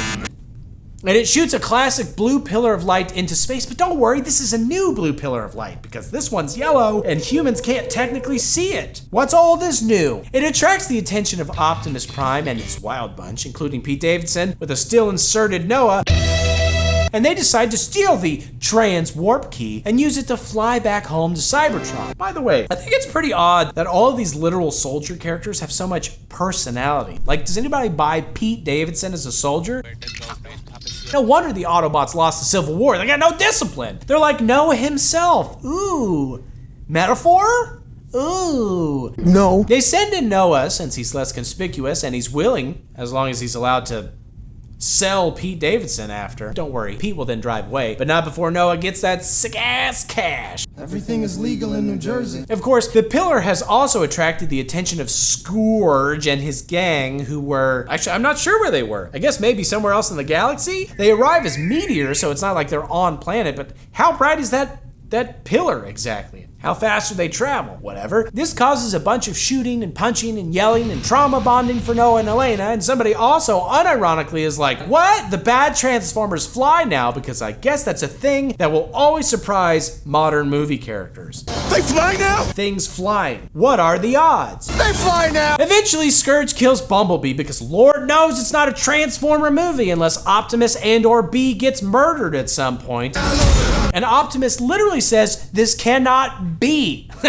It's so stupid. B? I don't know if that's a joke that the screenwriters intended, because it's not played very funny. Optimus Prime is doing his amateur. Yeah, it's like, this cannot be. Slammo. Slammo. Well, that's the story of my life. No respect. He is not B because B is dead. His soul is gone. God, I hope he comes back to life somehow later. How will they do it? They've done it 17 different ways throughout the series. Anyway, the bad guys also grabbed the trans warp key. Shit. I'm like so invested. Shit. The trans warp key? Yeah, oh my God. That's the problem when everything is named like the Matrix of Leadership or like the dildo of friendship. You're like, I guess it's bad that they took it, but it doesn't mean a lot to me. They took our dildo. Our shared dildo of friendship? That thing smells bad. Would that do anything for you? I don't know, I guess. Anyway, but when they take it to Unicron for one of those mid-movie evil villain Zoom calls that modern movies are always having, he literally says, "You fool! This is only half the key." Whoa! Mid-movie plot twist. That's only half of it? I thought it was the whole key, but then I was like looking at the guy next to me, I was like, oh shit! That's only half the key, my guy! Oh, I thought we were done for, but nope. Oh, also a Firehawk Transformer shows up and is like, hey, so I'm a warrior for both your past and future. And that's never explained any more fully than that. So just know that she's a future past Lady Hawk warrior, and everybody realizes, oh yeah, I guess you were right. The other half of the key is in Peru. I love to travel. I'd make an Indiana Jones joke here, but A, you're about to get over an hour of those soon, and B, the movie makes its own Indiana Jones joke here in like 20 minutes, so I'll let it rest, like a friggin' Crusader Knight guarding Jesus's wine cup. That's for blasphemy. They convince Elena and Noah to come with them by saying, you'll save the world. And then they say, actually, no, you'll save two worlds, Earth and Cybertron. But actually, isn't it every world? You said Unicron eats planets for literal food. Don't lower your stakes, make them huge. The only way I'm gonna enjoy these movies is if the stakes are literally impossible for me to comprehend. This is only half the key. Before they leave, Noah's brother finds out about Pete Davidson, which is a dark day in any kid's development. Man, they didn't treat E.T. like this. And yes, Pete makes a sex joke about going inside of somebody in front of the 11-year-old on screen and the 12-year-olds who sat behind me and kicked my seat the entire movie. They learned a lot about life throughout this film. And my kids, they flip a coin to see who has to kiss me goodnight. And then Pete Davidson, the car, mentions that the child must have huge balls and like, calm down, Pete. Stranger danger! Go take a cold shower. Anyway, they head to Peru via cargo plane transformer. Why wasn't he contacted before now? And in Peru, they meet a shitty van transformer. You know what I'm saying? I'm saying it's cool. But anyway. Were they gonna leave these guys if they had had enough of the trans warp key and didn't need to find all the parts? How many transformers are there? I don't know, but my pen ran out of ink at this point in the movie theater, so we're just gonna kind of wing the rest of this script. Save your strength and stay alive. So okay, yeah, they're in Peru, and they're at one of those Peruvian festivals going on that people are always talking about. And once again, the humans are sent to infiltrate and hopefully find a temple where the other key half might be. They find the entrance to the secret temple, but the other half of the key is gone. And the Terracons show up, and there's fighting and chasing until eventually they escape, but Lady Hawk is shot with some sort of degenerative disease. Think sickle cell, but for robot birds. The good guys also run into all the other manimals, and they reveal, yeah, they took the other half of the key and they handed it over to some Peruvian mountain tribe to take care of, because who better to guard it than people who've never even heard of keys? They just got tent flaps. The next day, Lady Hawk gets all crazy and mind-controlled and steals the key from Elena, even though Noah wanted to destroy it so it couldn't be used against Earth. Why wasn't it destroyed before this point? If you're not gonna strangle baby robot Hitler, then what's the purpose of it? I'm just saying they should have eaten it or something. Savory. Whatever. Optimus Primal eventually murders Lady Hawk, but not before Scourge takes the key to the top of a mountain and activates it to slowly, painfully bring Unicron to Earth. Wait, is Earth not in the galaxy Unicron was already in? Well, then how is Scourge here now? Were they in different galaxies? I don't care. The good guys decide the only way to stop this from happening is to type in an access code that shuts the key down. And they're like, damn, no way to know what the code is, but Elena's like, oh no, I figured out what the code is by looking at symbols and shit. I work at a museum. And they're like, tight. Then you and Noah use some human-sized access tunnels to type in the code, and we'll distract the monster-sized robots by fighting them. And what I love about this is that it's essentially the exact same finale as the second, third, fifth, and sixth movies. Why reinvent the sentient wheel here? Everybody loves watching an evil big-ass machine slowly whir up while the good guys try to hack and or explode said machine.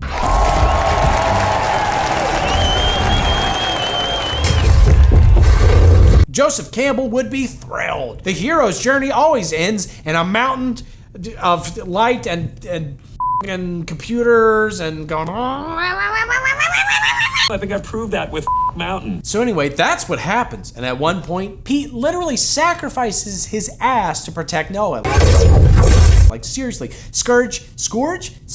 I feel like that word doesn't make any sense to me anymore. Guys, gotta get Optimus, man. We gotta kill him. Seriously, Scourge shoots him in his butthole like 7 times. Until Pete Davidson collapses. But then actually, he's not totally dead. So Noah repurposes Pete's remaining body parts into a tiny Jaeger suit thing. And then of course, at some point, there's an energon surge that magically brings Bumblebee back to life. Oh my God, yay! And it's just in time to turn the tide of the battle. And Optimus eventually kills Scourge. But he damages the console, so shitty little code. And it doesn't actually work.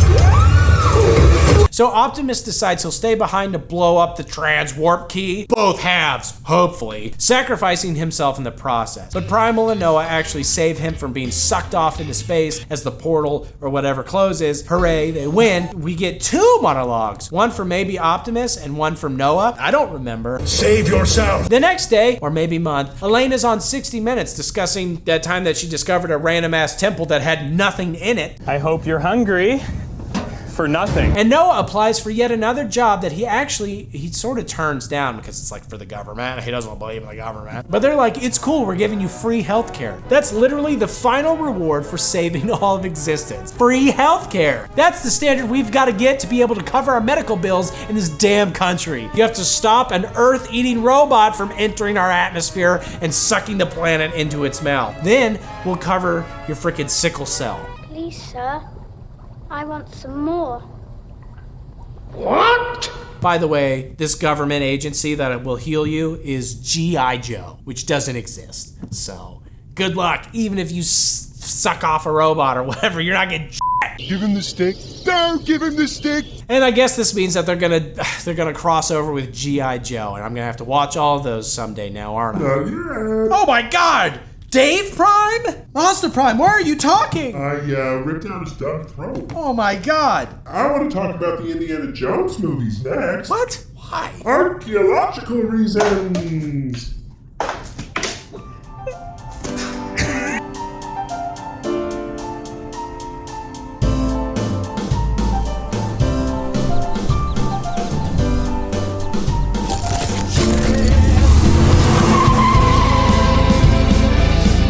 Yeah, I did find, there's hold on, just, hold on. Oh my God, wait, hold on, wait a second, just a second, oh God, wait, oh, okay, hold on, wait a second,